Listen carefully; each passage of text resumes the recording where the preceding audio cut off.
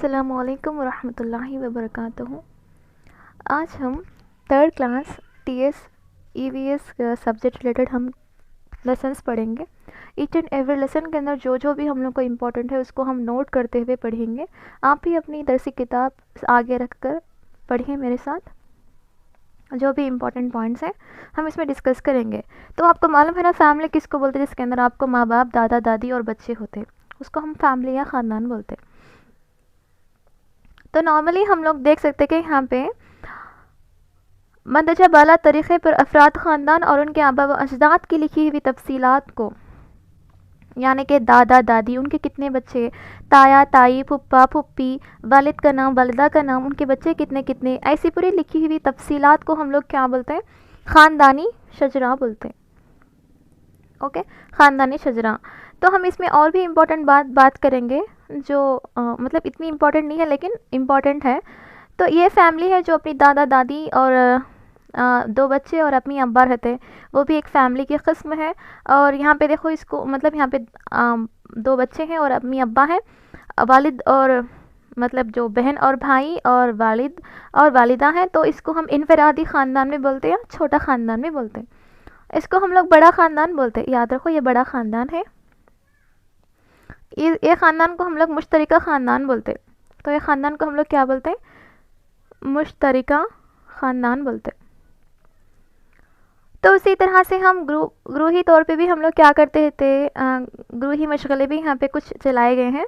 तो इसमें आके हम लोग को इम्पोर्टेंट क्या है बोले तो, अंधे लोगों को पढ़ने के लिए हम ब्रेली रस्मुल ख़त का इस्तेमाल करते हैं। जो इसके मौजूद कौन है? लुइस ब्रेल है।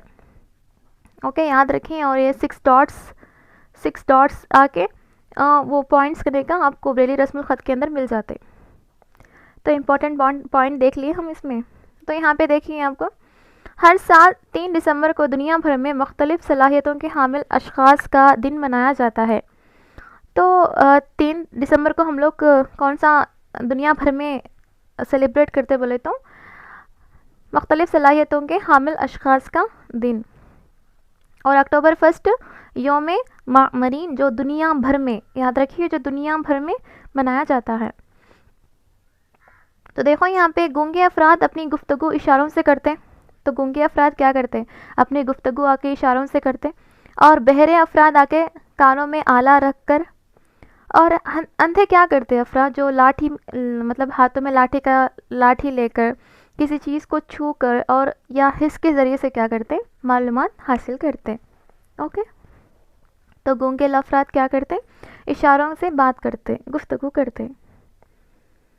उसके बाद ये यहाँ पे लेसन ख़त्म होता है। तो इसके अंदर हम लोग इम्पोर्टेंट पॉइंट्स क्या देखे थे?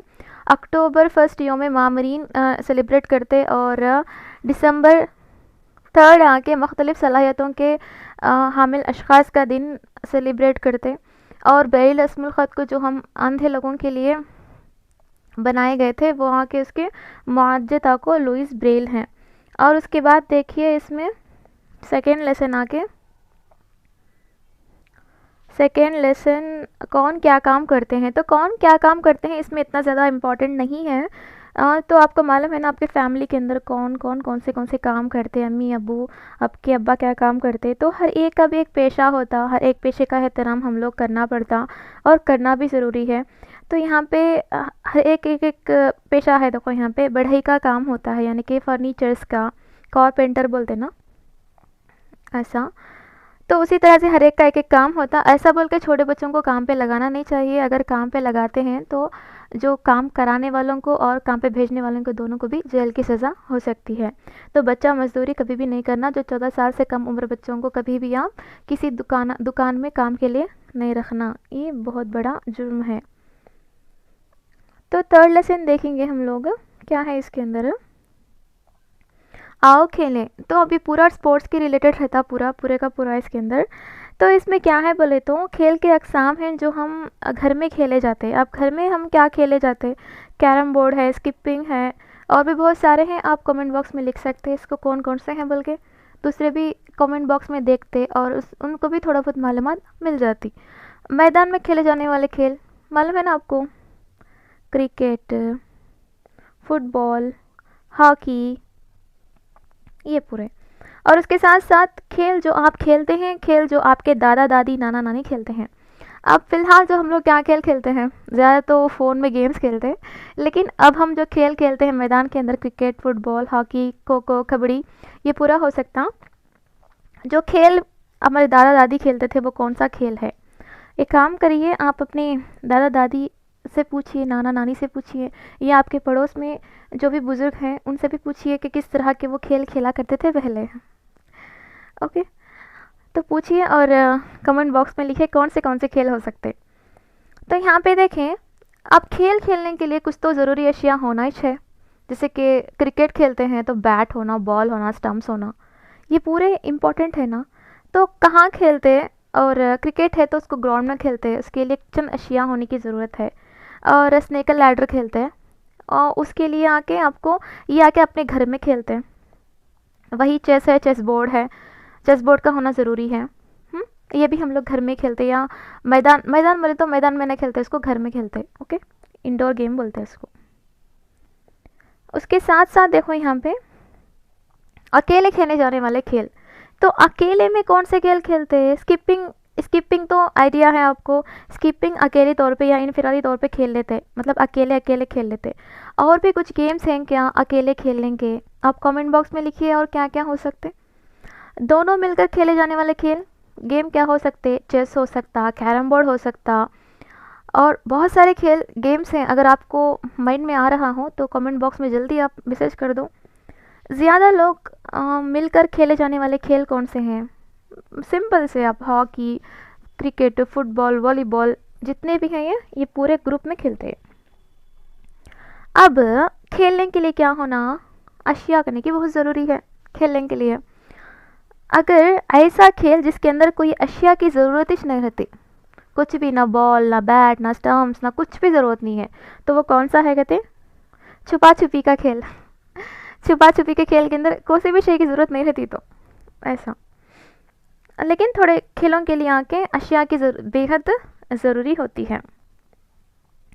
तो हर एक खेल के ज़वाबित होते हैं, क़वानीन होते हैं, हर एक खेल के ज़वाबित होते, उसूल ज़वाबित होते। इसको हम इम्प्लीमेंटेशन, यानी कि इसको हम अमल करना बेहद ज़रूरी होता। हर एक खेल के उसूलों के ज़वाबित को हम लोग अमल करना पड़ता, करना ज़रूरी है, जिससे क्या होता, खेल के अंदर एक बच्चा अच्छी तरह से खेल सकता। तो यहाँ पे देख सकते हैं कि क्या आप जानते हैं चंद खेल जानवरों की मदद से खेले जाते हैं, जो पोलो खेल। पोलो खेल में खिलाड़ी घोड़े पर सवार होकर गेंद को पोलो स्टिक से मारते हुए खेलते हैं। तो आपको क्वेश्चन इस तरह से पूछ सकता कि वो कौन सा खेल है जिसके अंदर आपको जानवर का इस्तेमाल होता है? पोलो खेल। पोलो खेल में कौन से जानवर का इस्तेमाल किया जाता है? कौन से जानवर का? घोड़े का। और पोलो खेल के अंदर गेंद को कौन से स्टिक से मारते हैं? वो स्टिक का नेम क्या है? मल्लेट। जो पोलो स्टिक बोलते हैं उसको मल्लेट बोलते हैं। ऐसा। उसके बाद हम लोग देखेंगे, हम हर खेल के लिए उसूल व ज़वाबित ज़रूर से रहते हैं।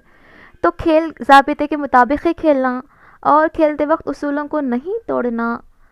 अगर हार जीत से बालातर होकर खेल खेलना बहुत ज़रूरी है, तो हार जीत को आगे रखकर कभी भी खेलना। ओके, अगर हार भी हो जाती है तो ज़िंदगी में एक मर्तबा हार भी होती है, एक मर्तबा जीत भी होती है, बल्कि अपने आप को ऐसा समझ के आगे बढ़ना। हार जीत होती ही रहती है, बल्कि हम हमेशा रोज़ाना खेल, मतलब हमें रोज़ाना खेल ज़रूर खेलना चाहिए, जिससे हम सेहतमंद रहते हैं। अब हम बच्चों को पढ़ाते ना, तो सिर्फ़ और सिर्फ पढ़ने पे ध्यान देते रहते बच्चे, लेकिन पढ़ने के साथ साथ खेलना भी ज़रूरी है, जिससे हमारा जिस्म सेहतमंद होता, बल्कि और दोस्ती भी मजबूत होती। अब जब हम खेल दूसरों से, यानी कि फ्रेंड्स के साथ खेलते हैं, तो क्या होता, खुशी खुशी से वो एन्जॉय से खेलते रहते, तो उनके दोनों के दरमियान क्या होता, दोस्ती और भी ज़्यादा मजबूत होती। यौम-ए-अत्फ़ाल के बारे में हम लोग बात करेंगे, जो 14 नवंबर के वक्त हम मनाए जाते हैं। तो बच्चों को कॉम्पिटिशन्स रखते थे, देखे होंगे आप, उनके पसंदीदा खेल खिलाते, और उनको जो जो पसंद है वो चीज़ें कराते, क्योंकि बच्चों का दिन है बल्कि वो, क्योंकि जवाहरलाल नेहरू, जो हमारे पंडित जवाहरलाल नेहरू थे, उनकी पैदाइशी वक्त को हम लोग, उनके दिन, जो पैदाइशी दिन था, उसको हम लोग यौम-ए-अत्फ़ाल के तौर पे मनाते हैं, जो 14 नवंबर को है। तो इसके लिए उस दिन उनके मन पसंदीदा खेल और उनके मन पसंदीदा काम को अप्रिशिएट करने की ज़्यादातर लोग करते। यानी कि हर हमेशा अप्रिशिएट करना है, लेकिन उस दिन बच्चों की तरह मतलब बच्चों को ज़्यादातर मज़ाक करते। यानी कि उस दिन वल्गेश नहीं है, लेकिन बहुत ही ज़्यादातर महत्वपूर्ण यानी कि बहुत इम्पोर्टेंट दिन देते, क्योंकि हमारे जो पंडित जवाहरलाल नेहरू थे वो बच्चों से बहुत ही मोहब्बत करते थे, छोटे बच्चों से। तो उनके पैदाइशी वक्त के दिन क्या कर दिए, यौम इत्फाल 14 नवंबर बोल के रखे। तो उसके बाद हम लोग दूसरा लेसन पढ़ेंगे। दूसरा लेसन में ये है कि हमारे अतराफ अकनाफ सिर्फ हम ही हैं क्या, हमारा खेल हमारे दोस्त वही हैं क्या, नहीं होते, बल्कि हमारे अतराफ अकनाफ जानवर भी रहते और उनके जो रहने के प्लेसेस भी रहते। यानी कि हमारा जो घर है यानी कि प्लेस है, उसी तरह से हम मतलब जानवरों के भी क्या होते हैं, घर होते। तो ऐसा हम लोग अब देखेंगे यहाँ पे एक चीज़ है कि मछलियाँ को पानी में रहती है, वो आपको मालूम ही है, और सांप भी पानी में रहता और ज़मीन पर भी रहता, और उसके साथ साथ मेंढक, कछुआ, मगरमच्छ, खेकड़े भी क्या होते, पानी में भी रहते और ज़मीन पर दोनों में भी रहते। इसको हम जल थैले बोलते हैं, एम्फीबियंस बोलते हैं ना, वही बोलते शायद एम्फीबियंस। तो जल थैले बोलते हैं, जिसमें मेंढक, कछुआ, मगरमच्छ, खेकड़े।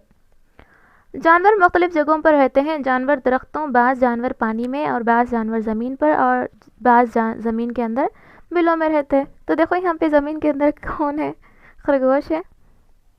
दरख्त के ऊपर कौन है, देख सकते हैं आप यहाँ पे बंदर, और उल्लू देखो कहाँ पे बैठा हुआ है। ऐसा हर एक का भी एक एक पनाह मतलब रहने की जगह, रिहाइश गाह होती। तो उसके साथ साथ हम देखेंगे कि हम उसी के साथ साथ घरों में पाले जाने वाले जानवर भी रहते हैं, जिसको हम पालतू जानवर बोलते हैं। ओके, उसके बाद हम परिंदे कहाँ रहते। अब ऑब्वियसली हम लोग को मालूम है परिंदे कहाँ पे रहते हैं, घोंसलों में रहते हैं, घोंसलों में दिखाई देते हैं। उसके बाद यहाँ पे देखो एक और बात है, यहाँ पे नखल मकाम करने वाले परिंदे। मतलब नखल मकाम करने वाले परिंदे किसको बोलते बोले तो फॉर एग्ज़ाम्पल आप देख सकते हैं कि हमारे यहाँ हिंदुस्तान में थोड़े ऐसे प्लेसेस हैं, जैसे पुलिकाट है, कोल्लेरू बोल के झील है, वहाँ पे बहुत सारे हज़ारों परिंदे आके दूसरे कंट्रीज से हमारे यहाँ पे आते। यहाँ का मौसम बहुत ही अच्छा साजगार है उनको अंडे देने के लिए, तो वो अंडे देकर बच्चों की परवरिश के लिए ग़िज़ा की तलाश में एक इलाके से दूसरे इलाके को परवास करते हैं। ओके, तो यहाँ पे एक सारस बर्ड है, वो आके हमको सिर्फ मानसून के महीने में नज़र आता। सारस परिंदा जो है हमको सिर्फ मानसून के महीने में नज़र आता है। और यहाँ पे देखो बाज़ परिंदे अंडे देकर बच्चों की परवरिश के लिए ग़िज़ा की तलाश में एक इलाके से दूसरे इलाके को प्रवास करते हैं। उसी तरह चंद परिंदे मौसम गर्मा में और मौसम सरमा में वहाँ के माहौल को बर्दाश्त ना करने की वजह से नकल मकाम करते हैं। तो एक है अंडे देकर बच्चों की परवरिश के लिए आते हैं, और एक है वहाँ के माहौल में मौसम गर्मा और मौसम सरमा उनसे बर्दाश्त नहीं होता, तो उसके लिए यहाँ पे कन्वीनियंट रहता है, यहाँ पे बहुत ही अच्छा माहौल रहता, बल्कि हमारे यहाँ पे आ जाते हो। तो इस तरह का आ जाना, इसको हम लोग बोलते हैं नखल मकाम करने वाले परिंदे। इनका एक जगह पे आशियाना नहीं होता, बल्कि वो उनको कन्वीनियंट कहाँ पे रहता वहाँ पे वो आ जाते। जानवर कैसे हरकत करते हैं मालूम है ना, कोई आपको चलते, रेंगते, उछलते, उड़ते, तैरते, और जिसके लिए वो अपनी पैर, पर और कभी दुम का भी इस्तेमाल करते हैं। मतलब जानवर हरकत करने के लिए, अब हम हरकत करने के लिए पैर का इस्तेमाल करते, तो जानवरों में थोड़े चलते, रेंगते, उछलते, उड़ते, तैरते रहते, और अपनी पैर, पर और दुम का इस्तेमाल करते हुए वो हरकत करते। तो यहाँ पे आप देख सकते कौन से उड़ते, कौन से फुदकते, कौन से चलते। उसके बाद देखेंगे अब यहाँ पे एक किस तरह से बना सकते हैं हम एक जानवर का पिक्चर, बल्कि इस तरह के स्टेप्स दिए हुए हैं वो बच्चों के लिए है। यहाँ पे देख सकते हैं कि आप मतलब जानवरों से हम सलाह रहमी करना चाहिए, रहम दिली पर स्कूल के असातिज़ा और साथी बच्चों ने उसे उसकी तारीफ़ की। यानी कि यहाँ पे एक कुत्ती का बच्चा मिलता उसको उसकी वो बहुत ही अच्छी देखभाल करता, हर हमेशा हम लोग जानवरों से भी क्या करना है, सलाह रहमी से, मतलब सलाह रहमी दिखानी चाहिए, रखनी चाहिए। तो यहाँ पे देख सकते हैं आप, ड्रैगन फ्लाई भी जब हवा में उड़ते हैं तो हमारा माहौल बहुत खूबसूरत नज़र आता है। देखेंगे देखिए आप तितली को कितनी खूबसूरत रहती, मतलब वो एक्सप्रेस नहीं कर सकते हमारे वर्ड्स में। बहुत ही खूबसूरत और बहुत ही शानदार ऐसे नज़ारों को हम लोग जब देखते हैं तो अल्लाह की बहुत याद भी आती कि अल्लाह ताला कितने प्यारे प्यारे नज़ारे, कितने जो हम लोग मतलब हम लोग कभी भी नहीं कर सकते, लेकिन अल्लाह के पास बहुत ही बड़ी कुदरत है। अल्लाह की कुदरत की हम लोग को याद आती इतने सारे हसीन नज़ारे को देखते हम लोग। तो ऐसा हम लोग तितली पतंगों वगैरह के परों को तोड़ते रहते हैं और सड़क पर नज़र आने वाले कुत्तों पर पत्थर बरसाते रहते हैं, जो कि बहुत गलत है।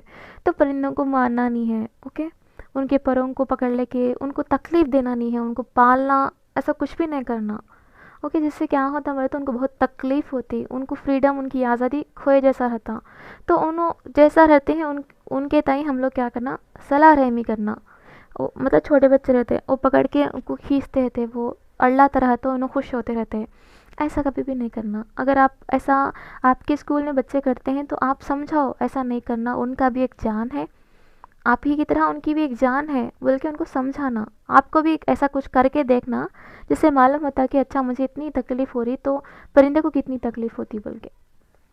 तो ऐसा हम बच्चों को सिखाना चाहिए। अब हशरात की हम बात करते हैं कि हशरात में हम ज़्यादातर किसकी बात करते बोले तो हशरात के काटने से क्या होगा। इसमें हम काटना बोले तो हम ये मतलब मच्छर को बहुत जल्द याद करते। मच्छर ही हम लोग को बहुत ज़ोर का काटता, जिससे मलेरिया बीमारी आती है हम लोगों को।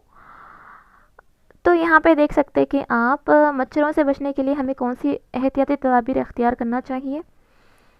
तो मलेरिया मतलब मच्छर के काटने से मलेरिया बीमारी आती है। तो ज़्यादातर ये मच्छर आके कहाँ पे रहते बोले तो ठहरे हुए पानी में ज़्यादा आते हैं।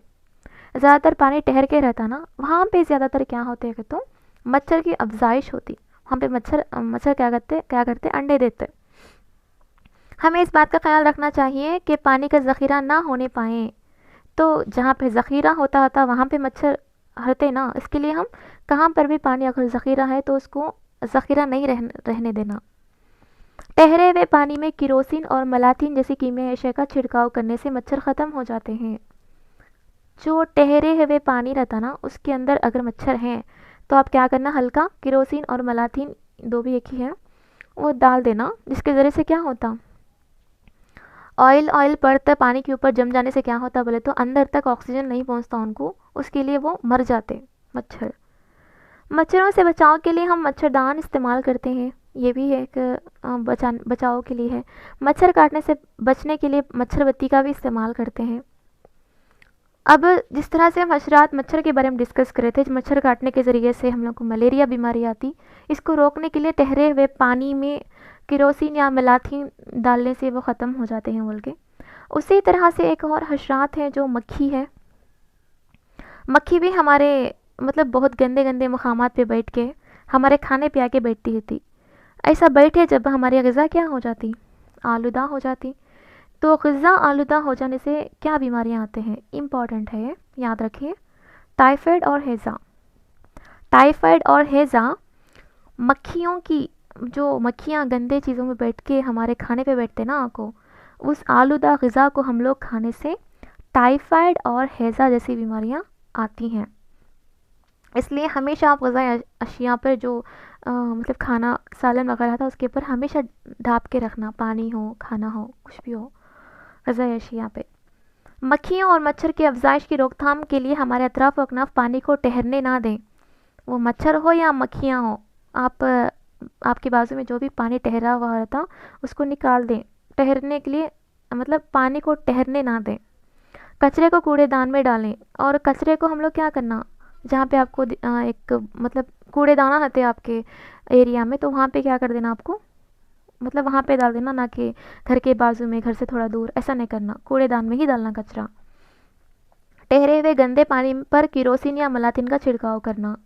इस बात का ख्याल रखा जाए कि हमारे अतराफ़ व अकनाफ गढ़े ना हो। अगर है समझो क्या होता, पानी खड़ जाता। अगर पानी खड़ गया तो क्या होता, मच्छर पैदा होते। अगर मच्छर पैदा हो तो क्या होता? मलेरिया आता। इसमें कचरा वगैरह भी ना डाला जाए। अपने घर और माहौल को साफ़ सुथरा रखा जाए ताकि मच्छरों और मक्खियों की अफजाइश ना होने पाए। अगर आपके इधर गड्ढे वगैरह हैं तो वहाँ पे एक गड्ढा है बोल के कचरा डालना, ऐसे काम नहीं करना। कहाँ पे क्या चीज़ डालना कि वहाँ पे वो चीज़ डालना।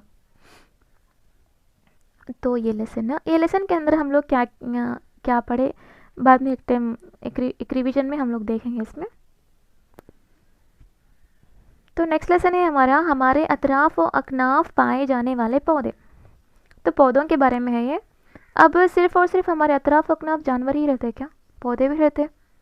तो पौधों के बारे में भी जानेंगे हम लोग। थोड़े पौधे हैं जिससे हम लोग को वो फ्लावर से हम लोग को खुशबू आती, जैसे क्या बोलते इत्र वगैरह भी बनाए जाते हैं। और जैसे फल भी हैं जो फल को हम लोग इस्तेमाल करते हैं, फाइबर्स हैं फल के अंदर। तो आपके दोस्त के घर में कौन कौन से दरख्त हैं, वो कौन से हैं पौधे का नाम लिखिए बोल के हैं यहाँ पे। और इसमें इम्पॉर्टेंट चीज़ क्या है बोले तो आपको बरगद के पेड़ के साथ साथ इमली और नीम के दरख्त भी हैं। मतलब यहाँ पे पेड़ किसको बोलते हैं, दरख्त किसको बोलते हैं, इसका भी एक आपको वाज़ह तौर पे यहाँ पे बताया गया है। क्या तमाम दरख्त एक जैसे होते हैं? बिल्कुल भी नहीं होते। तमाम दरख्त एक जैसे बिल्कुल नहीं होते। थोड़े लंबे होते, थोड़े ऊंचे होते, थोड़े कैसा था बोले तो यहाँ पे देखो, ऊंचा लंबा ताड़ का दरख्त देखकर आखिला ने कहा, ओहो ये कितना ऊंचा दरख्त है। और थोड़े ताड़ के दरख्त कैसे थे? बहुत ऊंचे रहते, देखो वैसा। तो यहाँ पे देख सकते कि आप इसमें थोड़े आके छोटे भी रहते, छोटे खद के भी रहते, थोड़े लंबे रहते, थोड़े टहनी वाले होते। जैसे देखो यहाँ पे बरगद, इमली, नीम जैसे दरख्त बहुत सारी टहनियों के साथ बड़े दरख्त होते हैं। बरगद, इमली, नीम जैसे दरख्त बहुत सारी टहनियों के साथ क्या आते हैं? बड़े बड़े दरख्त रहते। ये आके छाँव देते, इसलिए इन्हें सड़क के किनारे उगाया जाता है। तो क्वेश्चन आपको इस तरह से पूछ सकता कि सड़क के किनारे कौन से दरख्त उगाए जाते हैं? बरगद, इमली, नीम। बरगद, इमली और नीम को सड़क के किनारे उगाया जाता है। इन दरख्तों से हमें लकड़ी भी हासिल होती है, हम लोग लकड़ी भी मिलती। दरख्तों की लकड़ी से कई अशिया तैयार किए जाते हैं। ताड़ का दरख्त बहुत लंबा होता है। तो ताड़ का दरख्त क्या है? बहुत ही लंबा होता है। इसके पत्ते बहुत चौड़े होते हैं। इन पत्तों से झोंपड़ियों की छत बनाए जाते हैं। तो इनके पत्ते बहुत चौड़े होते हैं और वो पत्तों से हम लोग झोंपड़ियों की छत भी क्या कर सकते हैं? बना सकते हैं। और हमें दरख्त क्यों उगाना चाहिए? तो हमें दरख्त क्यों उगाना चाहिए? आपको मालूम है ना दरख्त क्यों उगाते? फॉर एग्ज़ाम्पल हम लोग दरख्त के ज़रिए से हम बहुत सारे फ़ायदे हैं, आपको मालूम है बखूबी इसके बारे में। नीम का दरख्त तो 100 बीमारियों की शफा भी बोलते हैं इसको हम लोग, 1000 बीमारियों की शिफा भी बोलते हैं इसको हम लोग। और आइए हम पौधे उगाएं। जो 3rd क्लास पूरा देखने के बाद वीडियो या अपने टेक्स्ट बुक में आप पढ़ने के बाद उस क्वेश्चंस को आराम से कर सकते हैं आप। हम लोग प्रैक्टिस करेंगे। नेक्स्ट 3rd क्लास ख़त्म होते ही हम बिट्स भी इंशाल्लाह प्रैक्टिस करेंगे 3rd के। तो आपको चाहे कि आपको जितने भी एस्पिरेंट्स मालूम है, आपके फ्रेंड्स हो सकते हैं, जितने भी आपको ग्रुप्स मालूम है तो उसके अंदर शेयर करें, क्योंकि उन तक ये मवाद पहुँचे। क्यों बोले तो टेट इंशाल्लाह रखने वाला है बोल के सुनने में आया। और मैं भी टेट में ही नहीं बल्कि टीआरटी में भी इसका इस्तेमाल होता है, यूज़ होता है। तो आपको जितने भी ग्रुप्स मालूम है या फ्रेंड्स मालूम है तो उनमें आप शेयर करें। जज़ाकल्लाह आपका। तो आज की हम क्लास स्टार्ट करेंगे। तो हमारा लेसन जो प्रीवियस में हम 5th लेसन भी पढ़े थे, लेकिन थोड़ा बहुत बीच में गैप आ गया, यानी कि मैं इसको एंड नहीं करी, तो फिर से हम इसको स्टार्ट करेंगे। ईच एंड एवरी मैटर को समझेंगे, इसके अंदर जो इम्पोर्टेंट है उसको भी लेंगे। ओके। हमारे अतराफ व अकनाफ पाए जाने वाले पौधे। इससे पहले हम जानवर के बारे में पढ़े थे। ओके, मैं क्या आप समझी पौधे के बारे में पढ़े बोल के समझी? हाँ, नो प्रॉब्लम। इससे पहले हम जानवरों के बारे में पढ़े थे, कौन कौन से जानवर कहाँ कहाँ रहते बोल के। तो इसके बाद देखो हम लोग अब पौधों के बारे में पढ़ेंगे इसके अंदर। तो पौधे कितने अक़साम के होंगे आपको आइडिया है? तो आप कौन से पौधे देखे होंगे आपके गार्डन के अंदर, यानी कि आपके घर के पास गार्डन है आपका, तो उसमें आप बहुत सारे किस्म के पौधे देखे होंगे। तो इसमें एक इम्पॉर्टेंट बात क्या है बोले तो घर के बाहर ऊंचा लंबा ताड़ का दरख्त देखकर आखिला ने कहा, ओहो ये कितना ऊंचा दरख्त है। तो यहाँ पे ताड़ का दरख्त क्या हो गया, ऊंचा, बल्कि हम लोग को एक आइडिया आ गया। ओके, मतलब छोटे बच्चे थे ना, उनको ऊंचा कौन सा, थर्ड क्लास वाले बच्चों के लिए मतलब ऊंचा कौन सा, कम हाइट कौन सा है, नहीं मालूम होता, तो इसके लिए यहाँ पे डिटेल से उनके बारे में दिया है उनको समझ में आने के लिए। तो देखो, बरगद, इमली, नीम जैसे दरख्त बहुत सारे टहनियों के साथ बड़े दरख्त होते हैं। मतलब वो कौन से दरख्त हैं जो बहुत सारे टहनियों के साथ बड़े दरख्त होते हैं, बोले तो आपको बरगद, इमली, नीम और थोड़े बहुत दरख्त हैं जिसके ब्रांचेस या टहनियाँ रहते, ये छाँव भी देते हैं, मालूम है आपको। इसीलिए उन्हें सड़क के किनारे उगाया जाता है। तो ये सड़क के किनारे छाँव देते ना, इसके लिए क्या करते बोले तो इनको आके सड़कों के किनारे उगाते। आपको ऐसा भी क्वेश्चन पूछ सकता कि सड़कों के किनारे उगाए जाने वाले दरख्त कौन से हैं, पूछता। स्पेसिफिकली टेक्स्ट बुक के अंदर आपको बरगद, इमली, नीम बोल के दिया है, तो ये 3 नेम्स को आप कंपलसरी से याद रखना पड़ता। उसके बाद देखो, उसके साथ साथ हम उसके पत्ते को यूज़ करते, फूल यूज़ करते, फल यूज़ करते। देखो यहाँ पे एक बात, खुदा की कुदरत देखो, दरख्त एक, लेकिन हम उसके पत्ते इस्तेमाल करते, उसका फूल इस्तेमाल करते, उसका जो छाल उसका भी इस्तेमाल करते। अगर वो मुरझा गया तो उसे हम लोग लकड़ी में इस्तेमाल करते, और राख हो गया तो वो राख को भी हम लोग बर्तन धोने के लिए इसका इस्तेमाल करते।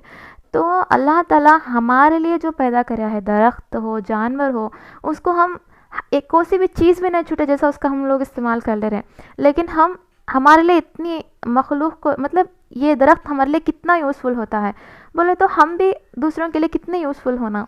हमारे पास कुछ मवाद है, तो हम लोग एज ए टीचर हो, एक तालिब इल्म हो, तो जितना भी आपको मालूम है उतना आप दूसरों को बोलने की कोशिश करना। जब आप दूसरों को बोलने की कोशिश करते तो अल्लाह ताला आपकी तालीम में और भी ज़्यादा इजाफा करते। तो इंसान के लिए अल्लाह ताला इतने सारे हमारे लिए रखा है, तो हम कितने और ज़्यादातर हम लोग कर सकते हैं, टैलेंटेड बन सकते हैं। हर एक फील्ड में हम दूसरों को अप्रिशिएट करने से लेकर हम लोग उनको एक अच्छी ज़िंदगी देने तक भी हम लोग उनको सपोर्ट कर सकते हैं। खुद हमारी लाइफ के बारे में नहीं सोचना, बल्कि हम लोग सबके बारे में सोचना पड़ता कि किन किन को हमारी ज़रूरत है। तो मैं हूँ, आपको कुछ ना कुछ बोलने की कोशिश कर रहा हूँ, तो आप भी अपने फ्रेंड्स से बात करना हो या कुछ ऐसे डिस्कशन करना हो तो आराम से आप डिस्कशन कर सकते।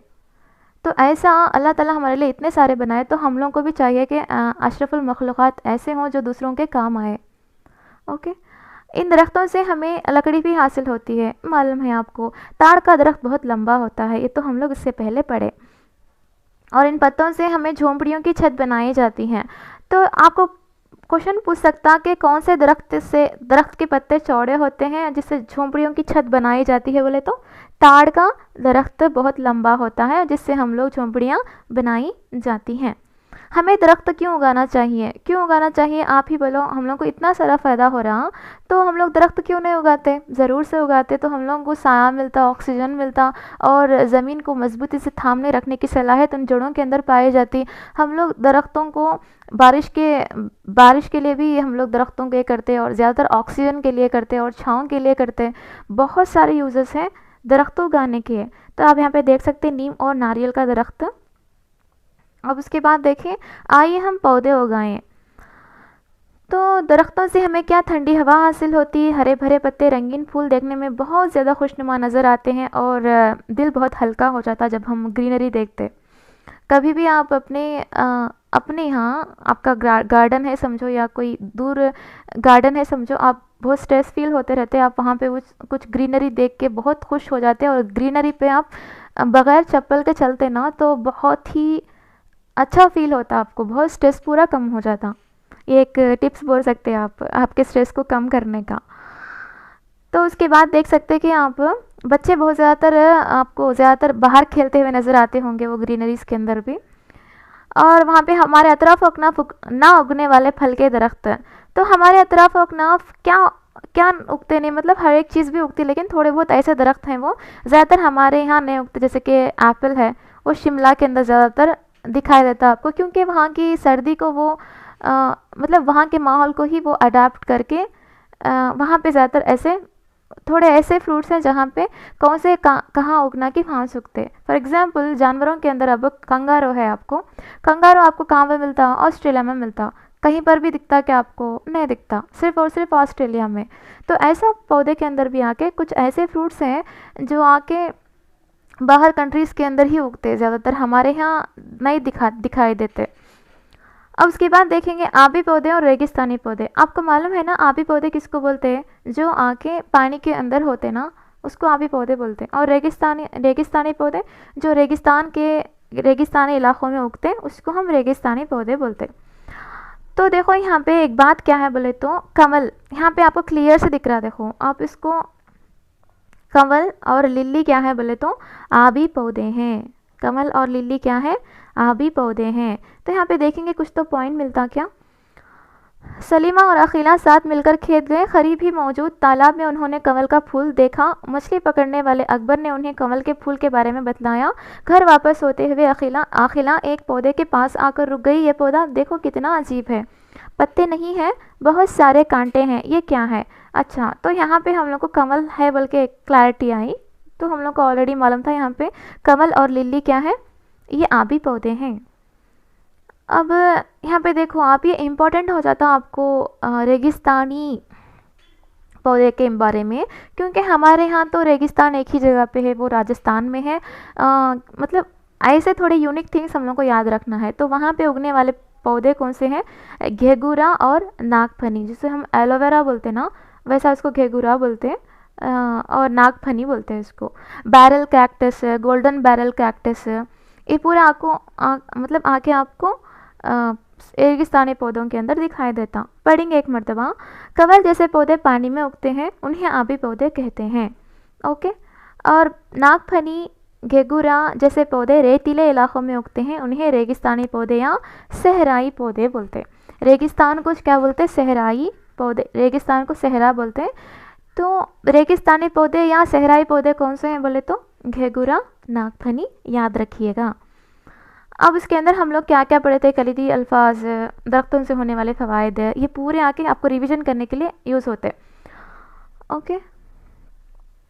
अब यहाँ पे हमने क्या सीखा बोल के थोड़े बहुत हैं इम्पॉर्टेंट, वो हम लोग ऑलरेडी पढ़ लिए ना।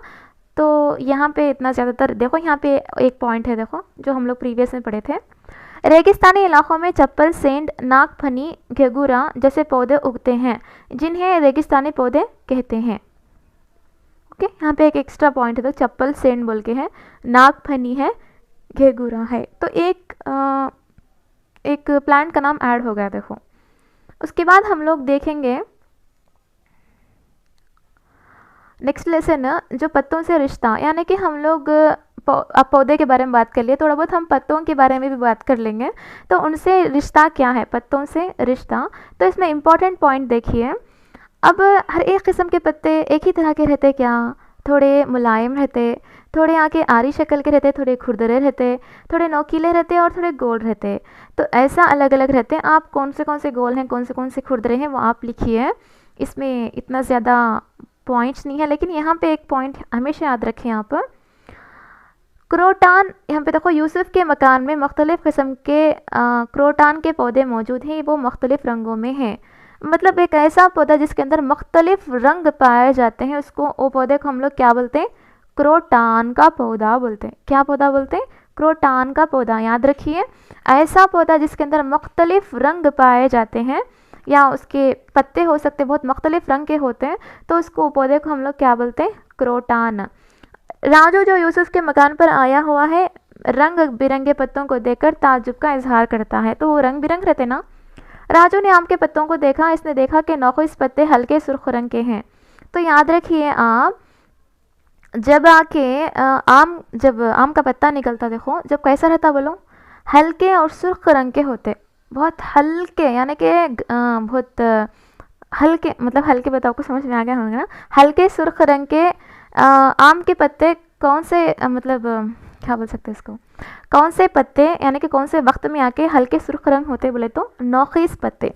आम के नौखीस पत्ते कैसे होते बोले तो आपको हल्के सुर्ख रंग के होते। अगर आम का पत्ता पख्ता हो जाता तो सब्ज रंग हो जाता, आपको मालूम ना उसके बारे में, सब्ज रंग का रहता। और झड़ते वक्त कैसा रहता बोले तो जर्द हो जाता। ये आगे बहुत ही इम्पॉर्टेंट है। एक बात याद रखें, यहाँ पे पैराग्राफ में क्या इंपॉर्टेंट पॉइंट्स दिखे आपको। मुख्तलिफ रंगों में पौधे का पाया जाना, यानी वो कौन सा पौधा है जो मुख्तलिफ रंग होते हैं बोले तो क्रोटान है। आम का पत्ता जो नोकीस पत्ते निकलते ना, जब उसका कलर या रंग क्या होता बोले तो हल्के सुर्ख रंग का होता, और पख्ता पत्ता का रंग कैसा होता बोले तो सब्ज रंग होता। जब पत्ता झड़ने वाला रहता आम का पत्ता, तो उसका कलर कौन सा आ जाता, जर्द कलर में आ जाता, यानी कि येलो कलर में आ जाता। ये इम्पॉर्टेंट है। उसके बाद देखो यहाँ पे देखो एक बात, क्या आप जानते हैं बादाम के पत्ते कई रंग के होते हैं। तो यहाँ पे देखो बादाम का पत्ता बहुत सारे रंग के होते। आप आपके अतराफ अगनाफ अगर बादाम का दरख्त है तो आप देख सकते हैं, आप यहाँ पर भी देख सकते हैं। देखो कितने कलर्स हैं देखो इसमें, तो ये इम्पॉर्टेंट हो जाता आपका। उसके बाद देखो आप, ये पूरे छोटे बच्चों के लिए हैं, ये पूरे आप अल्हम्दुलिल्लाह कर सकते हैं। आप टीचर हैं, एज ए टीचर तो आप अल्हम्दुलिल्लाह उसको कर सकते हैं। तो यहाँ पे देखें, इसने झड़ते हुए देखा पत्तों को लिए, ओके ओके। तो यहाँ पे पत्ते जो झड़ते रहते ना, तो वो झड़ते हुए पत्तों को आप किस तरह से खाद के तौर पे इस्तेमाल कर सकते बोल के हैं। तो यहाँ पे देखिए आप, क्या आप जानते हैं झड़े हुए पत्तों वो कचरे को जलाने से उठने वाले धुएं से सेहत को नुकसान होता है, इसीलिए कचरे को कंपोस्ट घड़े में डालना चाहिए, जलाना नहीं चाहिए। तो ये कंपोस्ट घड़ा इन क्या बोल रहा बोले तो जो भी हम पत्ते झड़ते ना, उसको झाड़ के हम लोग क्या कर देते हैं, जला डालते थोड़े बहुत। ऐसा नहीं करना, यहाँ के हवाई आलूदगी होती।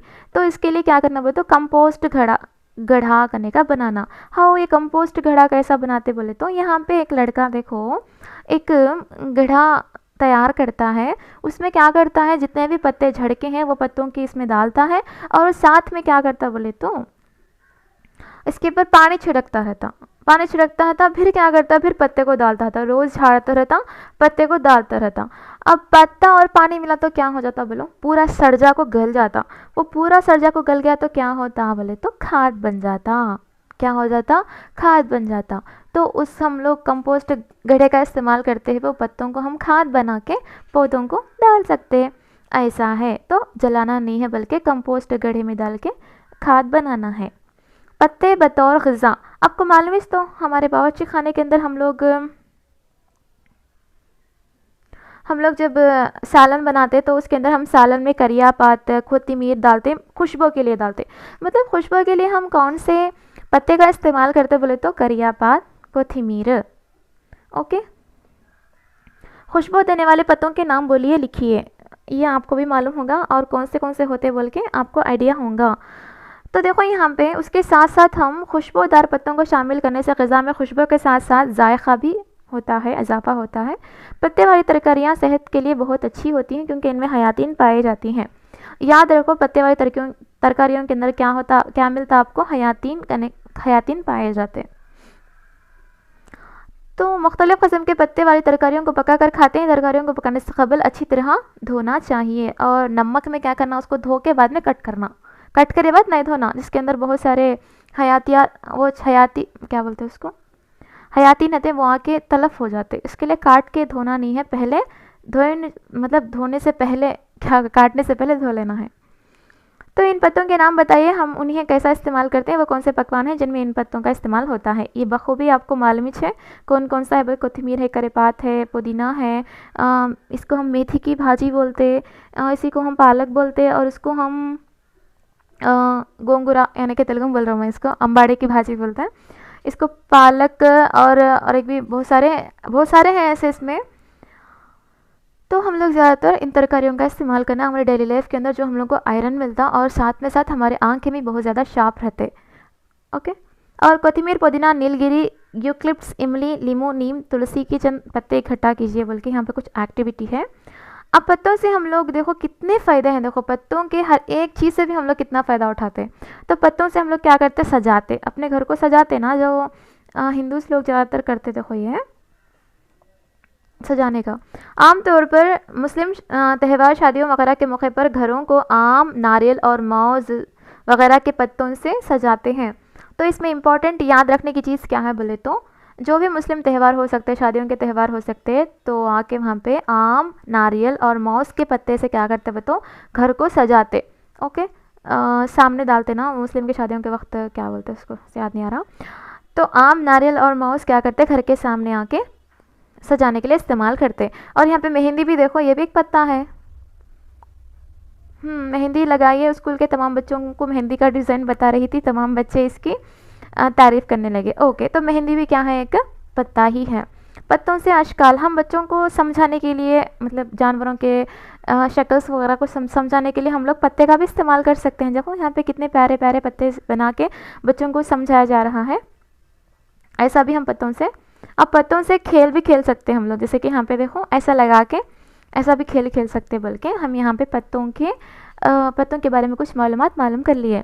हमने क्या क्या सीख चुके हैं, हम क्या सीख चुके हैं। तो हम लोग क्या सीखे, पत्ते थोड़े गोल रहते, पतले रहते, बड़े रहते, आरी नुमा रहते, कोनेदार रहते, ये पूरा पढ़े। और एक देखो, जो नोखिस पत्ते हल्के लाल होते, पुख्ता पत्ते हरे रंग के होते, झड़ने वाले पत्ते कैसे होते, पीले होते या जर्द होते। और करियापात, कोथिमीर, पालक, माट जैसे जो भी रहते आपको, ये आके सेहतमंद है हमारे लिए। इन तरकारियों को पकाने से कबल अच्छी तरह धो लेना चाहिए। केला, आम जैसे पौधों के पत्तों को सजावट के लिए इस्तेमाल करते हैं। देखो यहाँ पे इम्पॉर्टेंट, देखो केला, आम, ये दो कुछ लिखा है यहाँ पे, पौधों के पत्तों को सजावट के लिए। उससे पहले हम लोग मौस भी पढ़े थे, आम भी पढ़े थे, और साथ में और एक भी पढ़े थे, याद है आपको, कौन सा है बोलो, उससे पहले हम लोग पढ़े थे, याद है आपको, एक मरतबा देख लीजिए। क्यों बोले, तो यहाँ पे क्वेश्चन देखो आम, नारियल और मौस के बारे में भी है। ओके, तो इसके लिए थोड़ा बहुत ध्यान से याद रखना पड़ता, इसलिए हम लोग इसको भी नहीं छोड़ना बल्कि ये भी पढ़ना। दरख्तों के झड़े हुए पत्तों को हम लोग क्या करते, जलाने के बजाय कंपोस्ट घड़े में डालकर उन पर मिट्टी डालिए, तो तब क्या होता है, तो खाद बनता।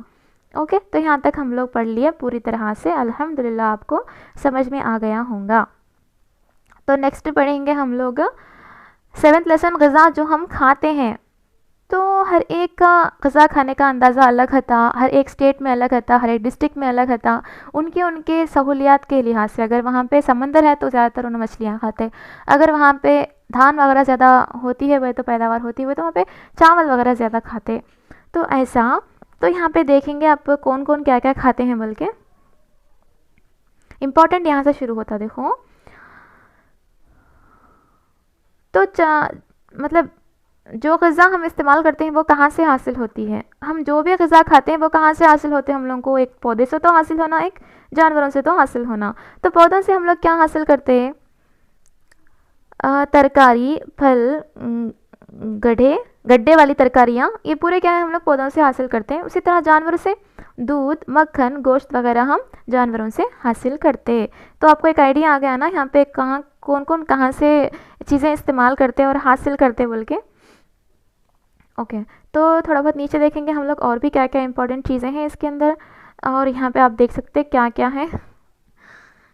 ओके, तो यहाँ पे देखो कि आप चावल और अंडों का सालन दिया गया है। रहीम ने अपनी माँ से पूछा कि अंडे का सालन किस तरह, अच्छी तरह। अच्छा, तो हम अज़ाए तरकीबी की बात करते हैं कि एक चीज़ को हम क्या क्या, मतलब एक सालन बनाना चाहते हैं तो उसके अंदर कौन से इंग्रेडिएंट्स होना, इसके बारे में यहाँ पे दिया गया है। तो यहाँ पे देखो थोड़ा बहुत नीचे, ग़िज़ाई अशिया, चावल, ये किससे हम लोग हासिल करते हैं, पौधों से हासिल करते हैं। और चिकन बिरयानी तो ये आप क्या बोलते हैं इसको, ये बॉक्स फिल करिए, बहुत इजी है ये। ओके, कहाँ कहाँ से आता, जानवरों से आता या दोनों से आता या पौधों से आता। ओके, चिकन बिरयानी आपको कैसा बोलो, वेज भी बना सकते हैं हम लोग, मतलब जानवरों से हम लोग चिकन को लेते समझो, यानी कि मुर्गी को लेते हैं जानवरों के इसमें, और पौधों के इसमें उसमें जो डालते ना इंग्रेडिएंट्स, वो दो में भी क्या होते बोले तो दो से भी हम लोग हासिल करते बोल के। तो आप इजी से इसको फिल कर सकते हैं, आप फिल करने की कोशिश करो। जब आप फिल करते ना, जब भी आपको समझ में आ जाता है कि मुझे थोड़ा बहुत तो समझ में आया। ओके, किससे किससे क्या क्या हासिल करें बोल के। हम ग़िज़ा पकाकर क्यों खाते हैं, क्या क्वेश्चन है देखो, हम ग़िज़ा को पकाकर क्यों खाते हैं, क्यों बोलो, हम लोग क्यों खाते बोलो ऐसा, सिंपल से क्या है बोले तो ग़िज़ा पकाने से नरम और मुलायम भी हो जाती, हम लोग को डाइजेशन के लिए बहुत ही हेल्पफुल होता, और ग़िज़ा पकाने से जायका भी ज़्यादा होता। तो ऐसा है ये। और आप देखे होंगे कपबोर्ड के अंदर ये सारी चीज़ें आपको रखी हुई दिखाई होंगी, जो हम दिखी हुई ग़िज़ाई अशिया, खाई हुई दिखाई अशिया, और आपकी पसंदीदा अशिया यहाँ पे लिखो बोल के बोल रहा। तो पकाकर खाई जाने वाली अशिया कौन सी है, बगैर पकाए कौन सी है, पकाई हुई या बगैर पकाई हुई। तो यहाँ पे हम नेक्स्ट देखेंगे हम लोग क्या पढ़ेंगे इसके अंदर। देखो चंद ग़िज़ाई अशिया हमें पकाकर खाते, थोड़े क्या क्या करते ऐसे खा लेते। यहाँ पे क्लियर से लिखे है, देखो पकाकर खाने की वजह से ग़िज़ा जायकेदार होती है। आपको एक पॉइंट मिल गया। आसानी से हज़म होती है, दूसरा पॉइंट मिल गया। बग़ैर पकाए खाने से चंद चीज़ें हज़म नहीं होती। तो ऐसा हम पका के खाने से क्या होता बोले तो आसानी से हज़म भी होता और जायकादार भी होता। इसलिए ग़िज़ा अशिया को पकाकर खाना चाहिए, मगर बहुत ज़्यादा ना पकाएं, इतना भी ज़्यादा ना पकाना बल्कि पकाना, ओके, लिमिट। बहुत ज़्यादा पकाने से इसमें मौजूद मख्फियात तलफ हो जाते हैं, होता है। अब जैसे कि हम लोग 100 डिग्री सेंटीग्रेड पे पानी गर्म किए तो अभी बुखारत हो जाते ना, वैसा जितना करना है उतना करे, समझो। पानी वहाँ से रहता, अभी बुखारत में नहीं बदलता। उसी तरह से खाना भी कितना पकाना उतना पकाए, समझो। उसके अंदर जो मख्फियात हैं उसी के अंदर रहते हैं। अगर ज़्यादा पका दिए, समझो मख्फियात क्या हो जाते, तलफ हो जाते। तो पकवान के लिए कौन से बर्तन इस्तेमाल किए जाते हैं, ये आपको बखूबी मालूम है, इसमें ज़्यादातर हम लोग घुसने की ज़रूरत नहीं है, सिंपल से। तो पकवान के बर्तन का नाम, इसके लिए क्या इस्तेमाल करते हैं वो आपको मालूम ही है। यहाँ पे राइस कुकर है और बहुत सारे हैं, ये किस किस के लिए इस्तेमाल करते हैं आपको बखूबी मालूम है इसके बारे में। क्या सब एक जैसा पकाते हैं? एक जैसा तो कोई भी नहीं पकाते हैं। बैगन का सालन दूसरे घरों में किस तरह बनाया जाता है? हर एक का अलग अलग स्टाइल होता बनाने का। उसके बाद देखिए आप, उसके बाद हम देखो यहाँ पे एक इम्पॉर्टेंट बात है। यहाँ पे देखो चावल दाल जैसी ग़िज़ाई अशिया उबाल कर पकाती हैं। तो वो तो यहाँ पे क्या है, चावल दाल जो भी रहते हैं आपको, इनको आपको उबाल कर पकाते, उबाल कर, याद रखो। समोसा जैसे अशिया को हम तेल में तला जाता है। तो समोसा और बहुत सारे रहते हैं जिसको हम तेल में तलते, मिर्ची बज्जी हो सके, हम जो भी समझें तेल में तलते। मकई के भुट्टे, रोटियाँ, गोश्त वगैरह को आग पर भुना जाता है। इडली को भाप पर पकाया जाता है, याद रखें, इडली को भाप पर पकाया जाता है। अचार, दही की चटनी जैसे अशिया बगैर गर्म किए मिलाकर बनाई जाती हैं, याद रखो ये। अचार, दही की चटनी जैसी अशिया बगैर गर्म किए मिलाकर बनाई जाती हैं। इस तरह मुख्तलिफ़ किस्म की ग़िज़ाई अशिया को मुख्तलिफ़ तरीक़ों से पकाते हैं। आपके घर में उन्हें कैसे पकाते हैं मालूम करके बताइए। अच्छा, बताएंगे इंशाल्लाह। तो यहाँ पे आप देखें, क्या आप जानते हैं बोल के लिखा है यहाँ पे। पत्ते वाली तरकारियाँ कौन से होते हैं? तरकारियाँ अच्छी तरह से धोने के बाद इसको काट कर पका लेना चाहिए। पत्ते वाली तरकारियाँ जो भी हैं उसको टुकड़े में काटने के बाद धोने से इनके मख्फियात क्या हो जाते, कहते तलफ हो जाते। खाना पकाने से कबल चावल को ज़्यादा धोना नहीं चाहिए, याद रखो ये। चावल पकने के बाद पानी ना निथारा जाए, अगर ऐसा किया जाए तो खाने के मख्फियात ज़ाया हो जाते हैं। तो जितना हो सके आपको पानी, इतने चावल हैं उसके लेवल पर रख लेना, लेकिन निथारने की कोशिश नहीं करना। अगर निथारना रख लिए, समझो जितने भी उसके अंदर मख्फियात हैं पूरे पानी के अंदर बाहर आ जाते, तो क्या फ़ायदा बोलो आप खाना खा के। ऐसा रोज़ाना की ग़िज़ा में दाल, पत्ते वाली तरकारियाँ मौजूद होना चाहिए। अब जब आप रोज़ खाना खाते तो उसके अंदर दाल और पत्ते वाली तरकारियाँ, ये दो आके कंपलसरी रहना, ओके, लाजिमी बोलते हैं उसको।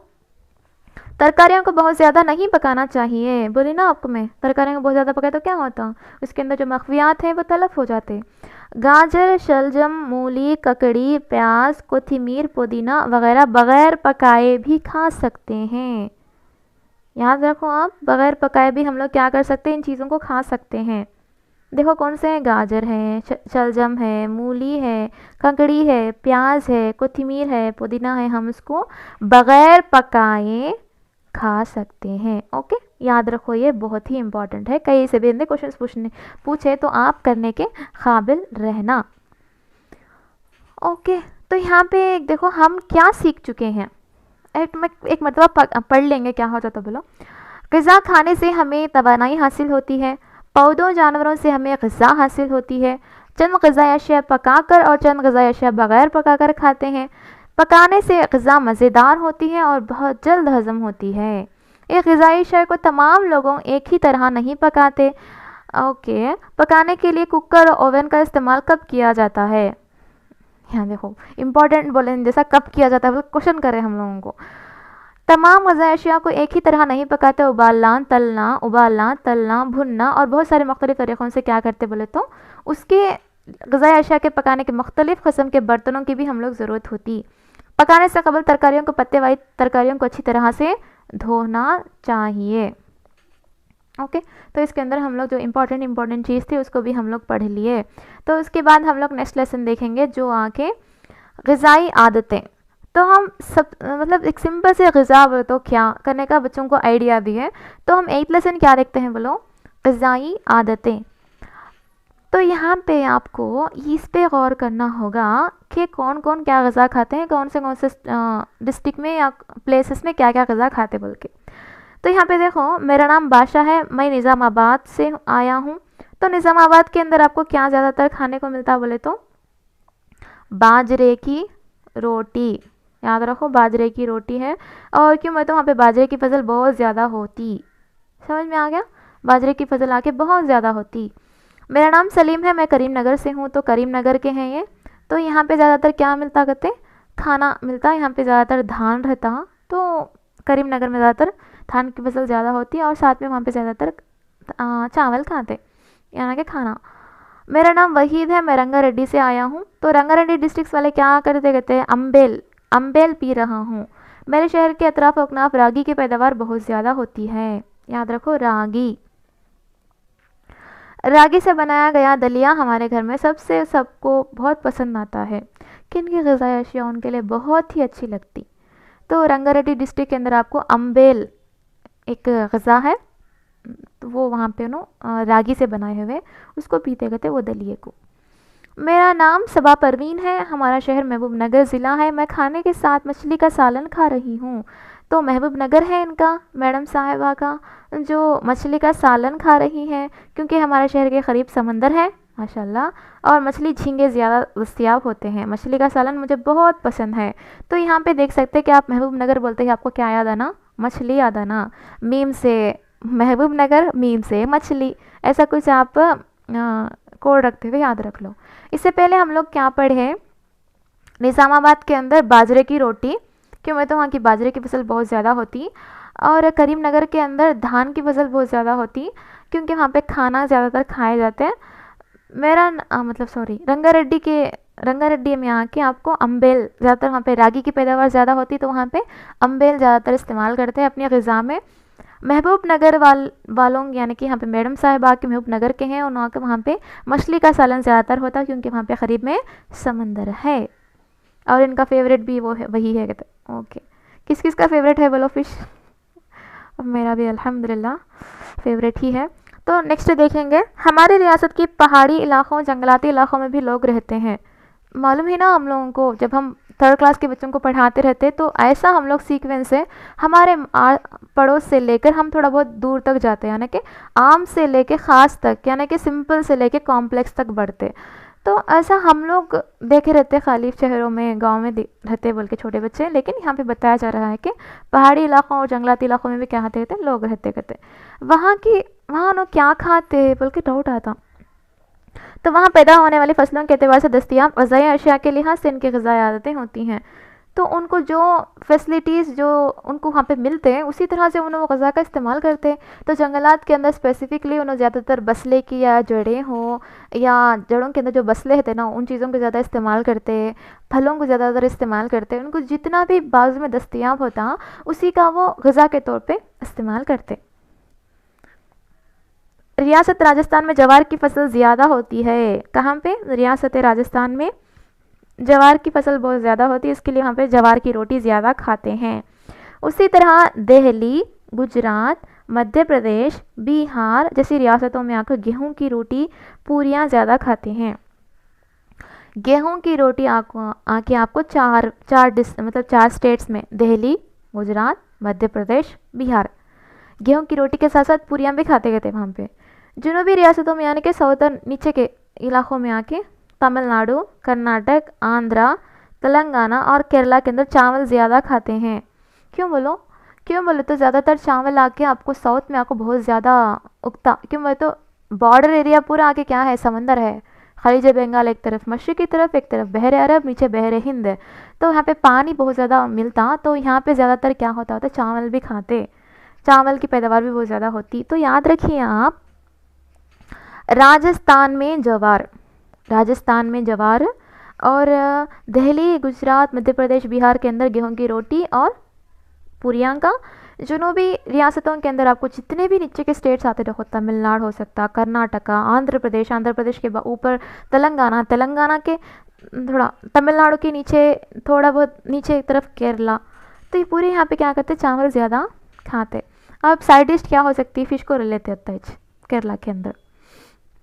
और केरला के बारे में मुझे एक बात याद आई, करंट अफेयर्स, जो केरला के अंदर सबसे पहले, ये लेटेस्ट न्यूज़ है, ये पूरे ऑल यूनिवर्सिटीज़ के अंदर आके मेंस्ट्रुएशन लीव्स, लड़कियों के लिए ऑल यूनिवर्सिटीज़ के अंदर मेंस्ट्रुएशन लीव्स बोलते हैं। ये वक्त में बच्चियों को लीव्स देना बोल के ऑल यूनिवर्सिटीज़ वाले एक चीज़ को आगे रखे हैं, नो इम्प्लीमेंटेशन करने वाले हैं इस चीज़ को।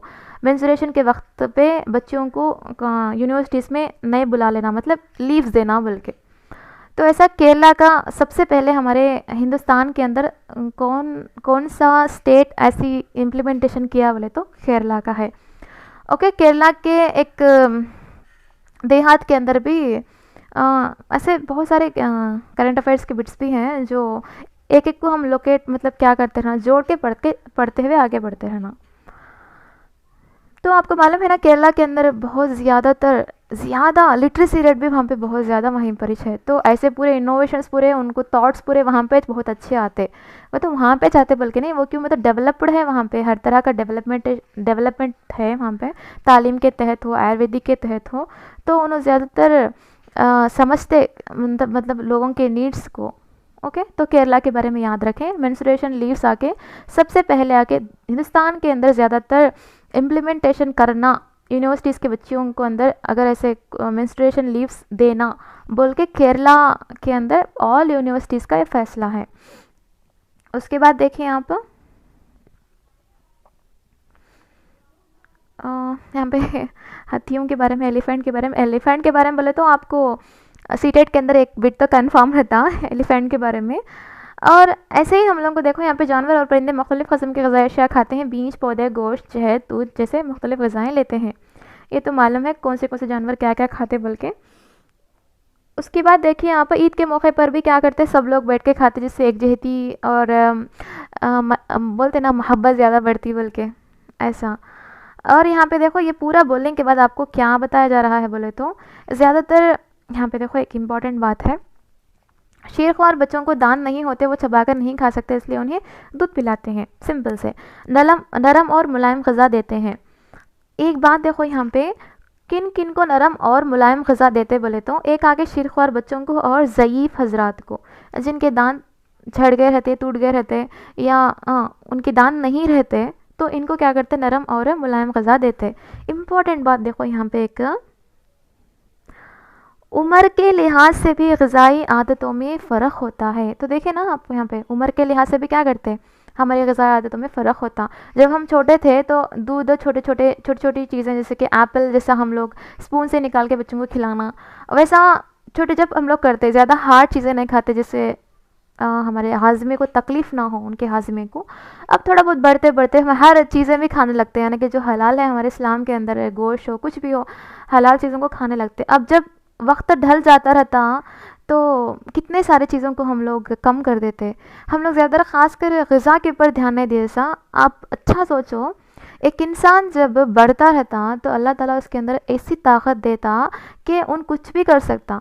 उसके दिमाग एक 20 से लेके एक 30 या 35 या 40 भी समझो आप, 35 ईयर्स के बीच में अल्लाह ताला उसको इतनी ज़्यादा ताकत दिया था कि उन्हें कौन सी भी चीज़ करने के लिए आगे रहता। क्यों, मैं तो कौन सी भी दुनिया में क्या भी अचीव करेंगे उन्हें कर ले सकता। उसके पास उतनी ताकत रहती है, उन्हें कुछ भी करा ये पीरियड के अंदर ही करना। अगर 40 हो गया, 45 हो गया, तो उन आके उतनी ज़्यादातर उसके पास अल्लाह ताला सलाहियत देते, लेकिन उसकी फ़िज़िकली यानी कि उसकी उसका जिस्म उसको सहारा मतलब सपोर्ट नहीं करता।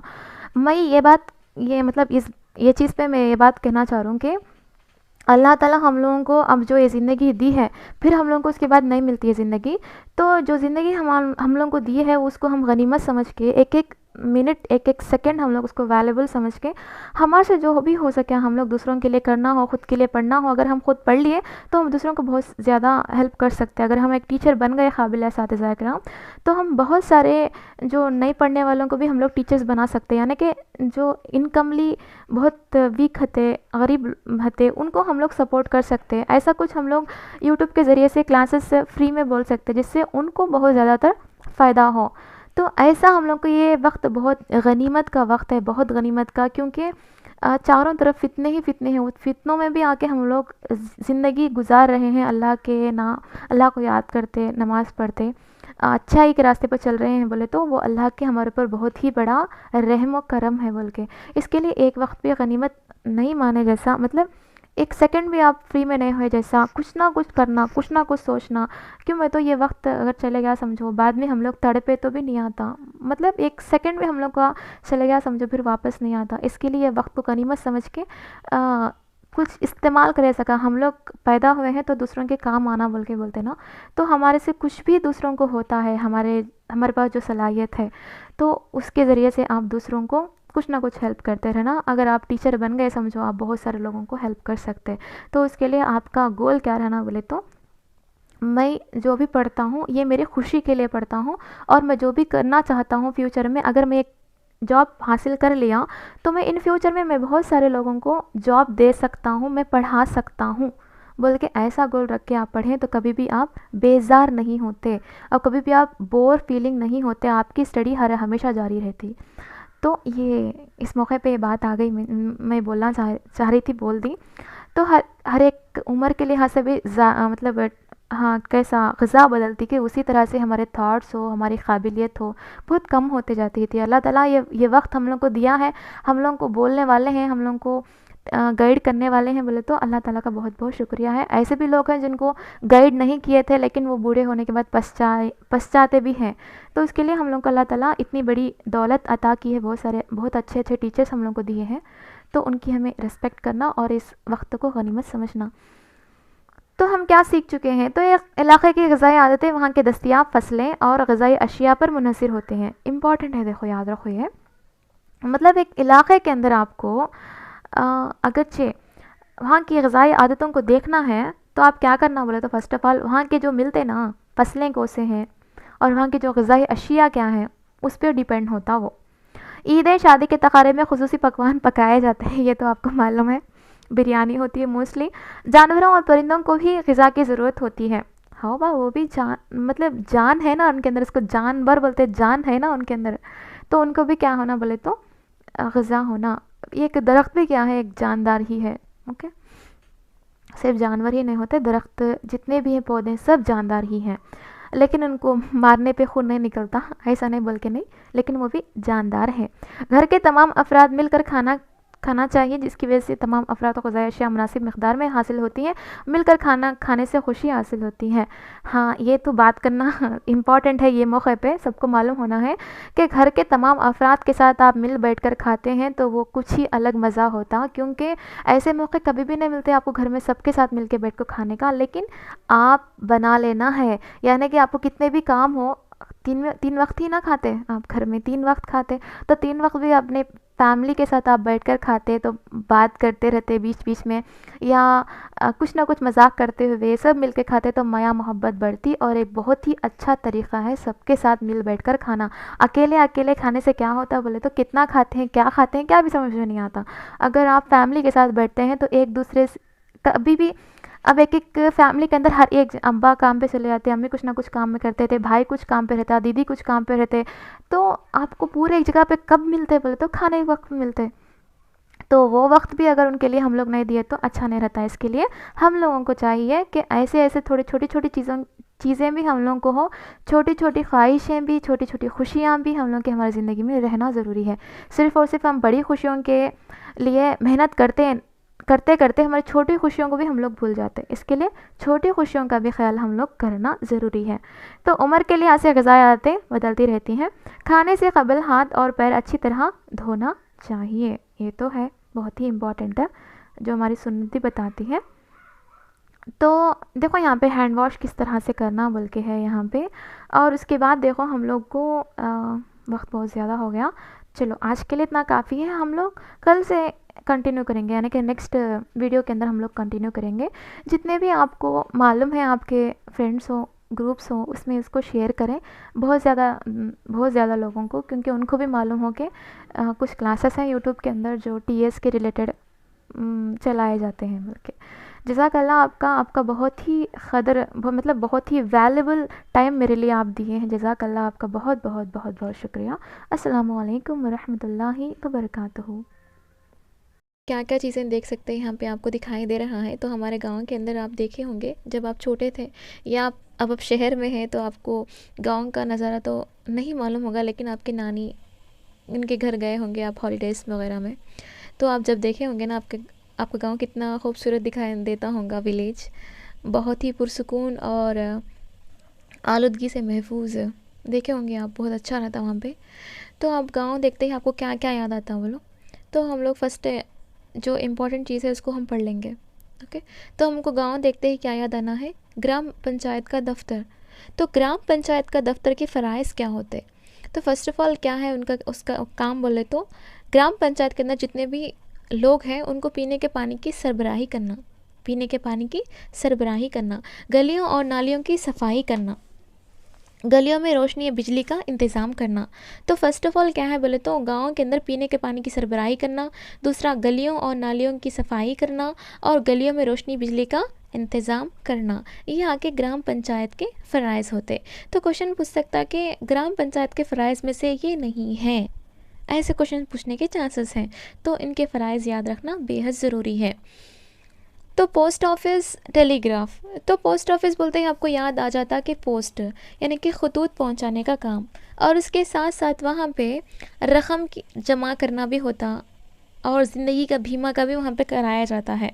आपको खाली जस्ट पोस्ट ऑफिस बोले तो खतूत का एक ही आइडिया रहता थोड़े बहुत लोगों को, लेकिन इसके अंदर हम लोग रकम भी जमा करवा सकते हैं, और ज़िंदगी का बीमा यानी कि पेंशन, ज़िंदगी का बीमा बोलते हैं ना, तो ऐसा भी हम लोग क्या कर सकते बोले तो वहाँ पे करा सकते हैं। तो पोस्ट ऑफिस सिर्फ खतूत के लिए नहीं होता, फिर इतने सारे फ़राइज़ भी रहते हैं, इतने सारे काम हमारा होता वहाँ पे। तो उसके साथ साथ थर्ड वन है इब्तदाई सेहत का मरकज़। जो वहाँ पे बीमार हो जाते लोग तो शहरों में जाना पड़े तो बहुत दूर रहता, तो गांव के हद तक एक छोटा सा इब्तदाई सेहत का मरकज़ होता। बच्चों के लिए पल्स पोलियो का इनेकाद करते, और जितने भी आम बीमारियाँ थी उनके लिए दवाइयाँ दी जाती, जैसे कि क्या बोलते बुखार, सर्दी वगैरह उसके। और उसके साथ साथ हैवानात का दवाखाना भी रहता, जो इंसानों के लिए दवाखाना है ना, उसी तरह से हैवानात का भी दवाखाना होता, क्योंकि गांव के अंदर ज़्यादातर आपको बैल, भैंस, गायें वगैरह दिखाई देते होंगे ना, तो बकरियां भी होते, तो उनके लिए भी क्या है, ख़ास करके हैवानात का दवाखाना रहता। और बैंक, देखो आपको मालूम है ना, बैंक ज़्यादातर उसको जो गाँव के हद तक रहती है उसको हम ग्रामीण बैंक बोलते हैं। तो इसकी रिस्पॉन्सिबिलिटी क्या है बोले तो, यानी कि फ़राइज़ क्या है बोले तो, अगर आपके पास पैसा है तो आप घर में रखे तो चोरी वगैरह ऐसा हो जाती बोल के डर लग रहा, तो महफूज करने के लिए आप क्या करते हैं, रकम को महफूज करने के लिए बैंक का सहारा लेते हैं, और जो भी अपनी ज़रूरियात को तकमील करना है तो बैंक से क़र्ज़ लेते। ओके, तो यह है बैंक का। और उसके बाद स्कूल वहाँ पे रहते, ज़्यादातर आपको गाँव के अंदर प्राइमरी स्कूल तक ही रहता। ज़्यादातर आप पढ़ाई करना चाहते हैं तो आप प्राइमरी स्कूल आपके बाजू वाले शहर या बड़े गांव के पास आप जाते। ओके, तो छोटी सी बात, मतलब बहुत सिंपल सी बात है, थर्ड क्लास की ईवीएस ही है ना, फिर भी हम लोग एक एक लाइन को समझ के पढ़ेंगे। क्यों, मतलब कहीं से भी क्वेश्चन लेने के चांसेस हैं, तो रिस्क नहीं करना, मतलब क्या बोलते हैं उसको, टेक इट ईजी नहीं लेना है।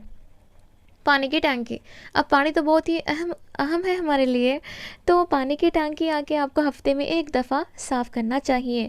किससे साफ़ करना है? क्लोरीन, यानी कि पानी में क्लोरीन मिलाकर साफ़ करना चाहिए। और उसके बाद क्या करना, सबको भी सरबराह करना। अगर कुछ पाइपलाइंस वगैरह लीक हो जाते हैं तो फ़ौरन आप किसको आगाह कराना, सरपंच को आगाह कराना, वो उनकी मरम्मत कर देंगे। ओके, तो क्वेश्चन इसमें क्या पूछ सकता है बोले तो, पानी में कौन सा केमिकल मिला के, कौन सा मतलब क्या चीज़ मिला के साफ़ किया जाता है पानी को बोलता, तो क्या मिलाते, क्लोरीन मिलाते। अब उसके साथ साथ इबादत गाहें भी रहते, यानी कि हमारे हिंदुस्तान ही कितने ही हज़ारों यहाँ पे मज़ाहिब है, तो कितने मतलब एक एक के अलग अलग अक़ीदे रहते हैं।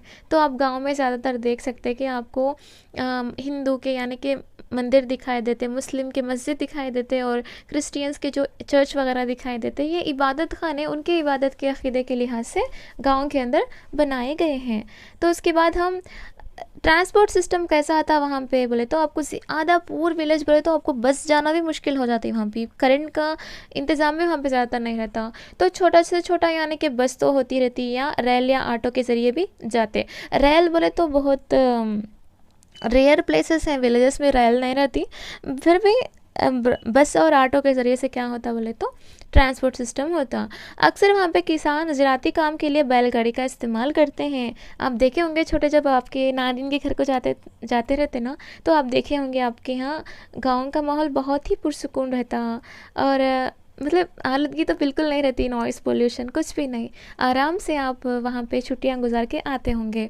उसी तरह से गांव के अंदर आपको बहुत सारे ऐसे लोग मिलेंगे जो सिर्फ ज़रात ही नहीं बल्कि कुम्हार, लोहार और बहुत सारे मज़दूर भी आपको वहाँ पे देखने को मिलेंगे। और तमाम स्कूली उम्र के तमाम बच्चे क्या करना है, काम नहीं करना बल्कि स्कूल में पढ़ाई करना है, बल्कि यहाँ पे दिया गया है। तो ये था इस लेसन का मेन मकसद। तो इसके अंदर हम लोग हर तरह के बिल्डिंग्स यानी कि वहाँ गांव के अंदर क्या क्या मौजूद रहते हैं उनके बारे में हम थोड़ा बहुत तो पढ़ लिए। तो उसके बाद हम नेक्स्ट लेसन देखेंगे।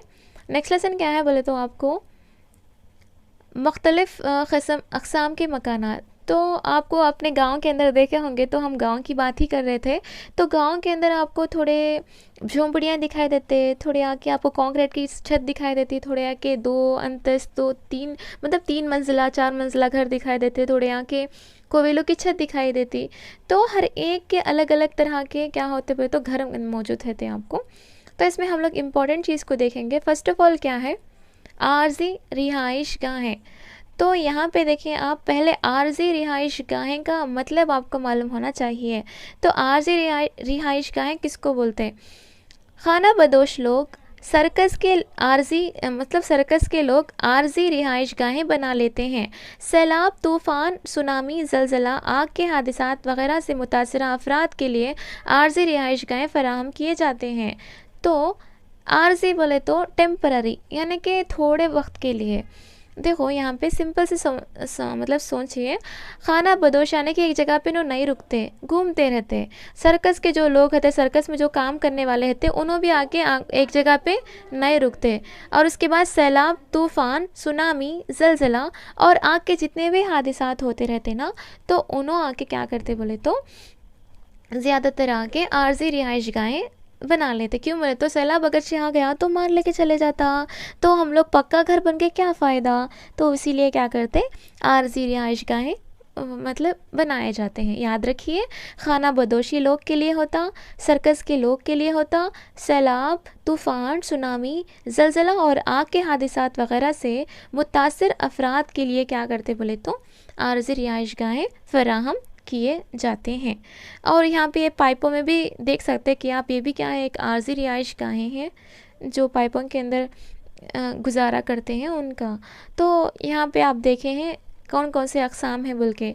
तो आप थोड़ा बहुत शहर की तरफ आगे बढ़ते हैं तो अपार्टमेंट्स आपको दिखाई देंगे। तो हर एक अपार्टमेंट के अंदर फ्लैट्स होते हैं। एक एक फ्लैट एक एक ख़ानदान के लिए, मकाम के लिए जो फ्लैट रहता ना, यानी कि इसमें एक ख़ानदान के रहने के मुकाम को फ्लैट बोलते हैं। तो अपार्टमेंट में तकरीबन कितने ख़ानदान रह सकते बोले तो 10 से लेके 30 ख़ानदान तक आके एक अपार्टमेंट में रह सकते। ओके, उसके बाद देखिए आप यहाँ पे देख सकते हैं कितने अक़साम के आपको यहाँ पे घर दिखाई देते होंगे। अपार्टमेंट्स हैं, डेरा हैं, झोंपड़ी हैं, यहाँ पे बहुत सारे अक़साम के आपको दिखाई देते हैं। तो उसके बाद क्या आप जानते हैं, ये इग्लू है, बर्फीले इलाक़ों में पाया जाता है, इसे बर्फ़ से बनाते हैं। तो ये क्या है, ये एक इग्लू है, ये बर्फीले इलाक़ों में बनाया जाता है। तो इसे किससे बनाते हैं, बर्फ़ से बनाते हैं। तो ये कश्ती का घर है। कश्मीर, केरला रियासतों में इसमें मतलब रियासतों में इस तरह के मकानात होते हैं।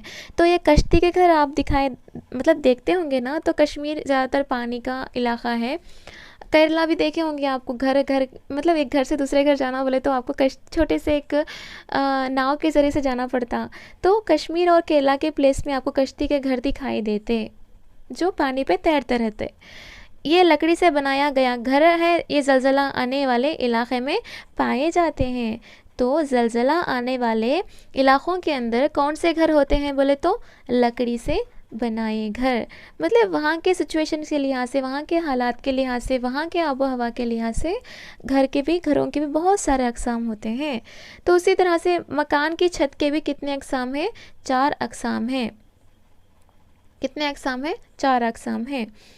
तो यहाँ पे देखे होंगे एक अक़साम है झोंपड़ी की, एक अक़साम कंक्रीट की, एक अक़साम, और यहाँ पे एक चार तरह की आप देखें हैं यहाँ पे। जो घर के ऊपरी हिस्से को रहता ना तो उसको हम छत बोलते। तो थोड़े छत आके ढलान रहते, थोड़े छत आके मस्ता रहते। तो इस तरह का छत क्यों रहना यहाँ पे? ऐसा मतलब ऐसा क्यों रहना, यानी कि छत ऐसे क्यों रहते? ऐसे क्यों रहते बोले तो पानी आके आपको ऐसा पड़ते ही ये ढलो हो के नीचे उतर जाना। तो इस तरह से रहने से क्या होता, ऊपर पानी नहीं रुकता और आसान से नीचे आ जाता। अगर पानी रुकता है तो क्या होता, वहाँ पे ज़्यादातर पानी रुक जाने पर ग्रीन यानी कि क्या बोलते हैं उसको, फंजी बोलते ना, वो ग्रीन वगैरह आ जाता और पानी रुक के क्या होता, वहाँ की जो ज़मीन रहती पूरी ख़राब हो जाती, यानी कि ज़मीन नहीं बोलते उसको, वो प्लेस पूरा क्या होता, ख़राब हो जाता। तो छत उसी तरह से रखना चाहिए। तो हम मकान क्यों बनाते हैं? आपको मालूम है ना हम मकान क्यों बनाते हैं? हम लोग वहाँ पे रहने के लिए बनाते हैं, यानी कि हमारे ज़रूरियात पूरे करने के लिए। हम लोग को मतलब सोने के लिए, हमारी सिक्योरिटी के लिए हम क्या करते हैं, घर बनाते। और हम लोग देखे होंगे ना, यहाँ पे आप देखे होंगे कि कोयलू, झोंपड़ी, ढाबा, टिन वगैरह नज़र आते हैं। ये मुस्तकिल रिहाइशगाहें हैं जो आपके यहाँ गांव के अंदर दिखाई देते। कोयलू की छत मतलब कोयलू का घर, झोंपड़ी, ढाबा, टिन ये पूरे क्या हैं, परमानेंट हैं ये। और आपको डेरे खीमे, पाइप वगैरह आर्जी रिहाइशगाहें जिनमें बाज़ लोग रहते हैं, ये पूरे क्या हैं बोले तो आर्जी रिहाइशगाहें हैं, टेम्परेरी हैं। जो डेरे में रहते हैं, खीमे में रहते यानी कि टेंट में रहते या पाइप में रहते। ओके, तो घर की छतें ढलान रहने से बारिश का पानी नीचे गिर जाता है। ये आपको मालूम ही है ना, ढलान रहने से क्या होता, बारिश का पानी नीचे गिर जाता है। तो यहाँ पे आप देखें ना, इससे पहले हम लोग आर्जी रिहाइशगाहें किसको बोलते हैं और मुस्तकिल रिहाइशगाहें किसको बोलते बोल के। तो नेक्स्ट लेसन देखेंगे हम लोगों को यहाँ पे क्या है। तो नेक्स्ट लेसन आपको साफ़ सुथरा घर ही खूबसूरत घर है। तो सिंपल से आप इसको देखते ही एक बात आपको समझ में आ गया होगा कि साफ़ सफाई हमारे लिए बहुत ही इम्पॉर्टेंट है। अगर आप साफ़ सफाई अपने घर को रखते हैं तो कौन सी भी बीमारी आपको नहीं आती। तो यहाँ पे बच्चों को एग्जाम्पल के साथ बताया जा रहा है कि आपके घरों को आप साफ़ सुथरा रखें। तो यहाँ पे आपको इम्पॉर्टेंट चीज़ इतनी इम्पॉर्टेंट तो नहीं है, लेकिन यहाँ पे एक बात क्या है बोले तो कचरा वगैरह जो भी है आपको गीला कचरा और सूखा कचरा अलग अलग तरह से डालना बोल के है। और कचरा कभी भी कूड़ेदान में ही डालना चाहिए बोल के इसके अंदर है। और ज़्यादातर इसमें इम्पॉर्टेंट चीज़ नहीं है, सिंपल सी चीज़ है। तो उसके बाद हम नेक्स्ट लेसन को देखेंगे जो मिट्टी से बनी अनमोल अशिया, यानी कि हम मिट्टी से भी क्या कर सकते हैं, अनमोल अशिया को बना सकते हैं। तो हम कौन से अशिया को मिट्टी से बना सकते हैं? तो देखो यहाँ पे एक इम्पॉर्टेंट चीज़ क्या है बोले तो लकड़ी के बनाए गए हमारी रियासत में ये निर्मल, कोंडापल्ली और इटिकोप्पा के इलाके हैं। यानी कि लकड़ी से बनाए जाने वाले जितने भी आपको चीज़ें हैं या खिलौने हैं वो हमारे तेलंगाना के इलाके में निर्मल, कोंडापल्ली और इटिकोप्पा के इलाकों में ज़्यादातर फेमस हैं बोल के हैं। तो ये बिट बहुत ही इम्पॉर्टेंट है। कौन से रियासत मतलब हमारे रियासत के अंदर कौन से प्लेसेस में लकड़ी से बनाए गए खिलौने आपको देखने को मिलेंगे बोल के पूछता, कहाँ पे कौन से बोल के। तो आप आंसर करना है निर्मल, कोंडापल्ली, इटिकोप्पा। तो उसके बाद हम लोग देखेंगे कि किस तरह से देखो कितने शानदार घड़े वगैरह कुछ बनाए हैं यहाँ पे। तो ये कितने शानदार हैं, ये पूरे मिट्टी से ही बनाए हैं और आजकल हम मिट्टी का ही ज़्यादातर इस्तेमाल कर रहे हैं। तो आपको भी चाहिए कि हम जब सरमा का यानी माफ़ कीजिएगा गर्मा के इलाके के अंदर जब बहुत ही ज़्यादा गर्म यानी कि धूप ज़्यादा रहती, तो अपने जो टेरेस पे हैं वहाँ पे एक पानी रखने का कुछ मतलब सहूलत मुहैया करें और दाने वगैरह रखें, मतलब दाने खाएंगे और जो भी परिंदे आएंगे आपके इधर तो पानी पिएंगे तो प्यास उनकी बुझेगी, क्यों बोले तो बहुत ज़्यादा धूप और गर्मी रहती, तो उनके लिए हम थोड़ा बहुत ख्याल रखना चाहिए उनका भी ये हमारा फ़र्ज़ बनता है। तो यहाँ पे एक इम्पॉर्टेंट बिट बनती है कि हमारी रियासत के ज़िला आदिलाबाद में तैयार किए जाने वाले पानी के रंजन बहुत मशहूर हैं। तो पानी के रंजन आपको कौन सी मतलब कौन से ज़िले के अंदर ये पानी के रंजन तैयार किए जाते हैं और मशहूर हैं बोले तो आदिलाबाद के अंदर पानी के रंजन बहुत ही मशहूर हैं। कभी भी हम फेमस कहाँ पे हैं, वर्ल्ड फर्स्ट और ऐसे कुछ रहते ना इम्पॉर्टेंट क्वेश्चन, यानी कि लकड़ी के बनाए हुए कहाँ से कहाँ पे रहते, ये ज़्यादा इम्पॉर्टेंट होता। वर्ल्ड फर्स्ट कहाँ पे था, ऐसे कुछ चीज़ें आते वो आपको करंट अफेयर्स के अंदर बहुत ही इम्पॉर्टेंट होते हैं। और इस पानी के रंजन मतलब पानी के रंजन बहुत ही मशहूर हैं। मिट्टी के बर्तनों में हमें धान जवार वगैरह भी क्या कर सकते हुए तो ज़ख़ीरा कर सकते हैं। और हम लोग देखे होंगे ना दीपावली के त्यौहार पे हम लोग दीप जलाते, ओके। तो ये दीप भी हम लोग कैसे बनाते हैं, मिट्टी से ही बनाते हैं। आप फूलों का गमला भी देख सकते हैं। अच्छा, तो ये बनाने का प्रोसेस कैसा है, हम बनाते बनाते तो बोल रहे ना, अब प्रोसेस कैसा है बोले तो आपको यहाँ पे 6 तरह के मराहल हैं, याद रखिए। आपको सीक्वेंस भी पूछ सकता है, एकवा दूसरा तीसरा चौथा फिफ्थ सिक्स्थ, ऐसा मरहला कौन सा हो सकता है बोल के, तो आप इसका मरहला याद रखें। पहले यहाँ पे घड़े बनाने के लिए रशीद चिकनी मिट्टी लाता है। तो घड़े बनाने के लिए आपको कौन सी मिट्टी चाहिए, चिकनी मिट्टी चाहिए। और वो इतनी मुलायम रहती, देखो बहुत ही मुलायम रहती, इतनी सॉफ्ट बहुत अच्छी मुलायम रहती, इसीलिए क्या होता वो तो घड़े उतने अच्छे आते। तो चिकनी मिट्टी ऑब्वियसली वो पहले ही मुलायम रहती, फिर उसमें भी एक अच्छी क्वालिटी होती चिकनी मिट्टी की, और फिर ज़्यादा मुलायम रहती। तो चिकनी मिट्टी में पानी डालकर पैरों से ऐसा खुंदलते, उसको गोंदते, ओके, मिट्टी को नरम कर लेते। सेकेंड प्रोसेस के अंदर ये हो गया फर्स्ट प्रोसेस, ये हो गया सेकेंड प्रोसेस। और ये थर्ड प्रोसेस देखिए, नरम मिट्टी को पहिए पर रख कर गोल घुमाता है और हाथ से घड़े का नमूना तैयार करता है। तो थर्ड प्रोसेस क्या हो गया, तो यहाँ पे ऐसे व्हील के अंदर यानी कि एक गोल पहिए के अंदर क्या करते हैं, इसके बीच में क्या करते हैं, ऐसा गढ़ा रख के माने कि शेप बनाने का कोशिश करते हैं। वो नीचे का राउंड फिरता आता, ऊपर से शेप बनता आता रहता। तो फोर्थ वन देखें, पहिए को पर तैयार करता घड़े को सही शक्ल देने के लिए लकड़ी का हित्ते से मारता है। अब यहाँ पे थोड़ा बहुत खड़ा वगैरह बन गया होगा, थोड़ा मोटा थोड़ा बारीक वगैरह कहीं पे हो गया होगा, तो अपने हाथ में लेके कौन से आले की मदद से वो घड़े को सही शक्ल देता है बोले तो लकड़ी का हित्ता बोलते, लकड़ी का हित्ता बोलते, ओके। याद रखिए ये प्रीवियस ईयर क्वेश्चन आया हुआ था आपके यहाँ टीएस में कि एक घड़ा तैयार करने वाला शख्स घड़े को सही शक्ल देने के लिए कौन सा आला इस्तेमाल करता है बोले तो लकड़ी का हित्ता बोलते। तो फिफ्थ वन देखें, तैयारशुदा घड़ों को पहले छाँव में इसके बाद धूप में सुखाया जाता है। तो तैयार करके उठा के रख देते, हत्थे से पूरा शक्ल दे दे के पहले क्या करते, छाँव में रखते, ओके, पहले छाँव में उसके बाद धूप में सुखाते। याद रखिए प्रोसेस इधर उधर भी हो सकता, पहले धूप में रखना बाद में छाँव में रखना, ऐसा नहीं होता। पहले छाँव में रखते, सूखने के बाद यानी कि थोड़ी बहुत हवा लगने के बाद उसको हम लोग धूप में रखते। सिक्स्थ प्रोसेस क्या है, धूप में सुखाए गए घड़ों को आग की भट्टी में रखकर जलाया जाता है। कुछ वक्फे के लिए क्या करते बोले तो आग की भट्टी में रख के इसको जलाते। तो इससे हम लोगों को क्या मालूम होता है बोलो, एक हमारे लाइफ के अंदर भी हम इस चीज़ों को देख के समझना चाहिए कि एक चीज़ बनने के लिए कितनी ज़्यादा उसके अंदर हम लोग मेहनत करना पड़ता है एक अच्छी चीज़ बनने के लिए।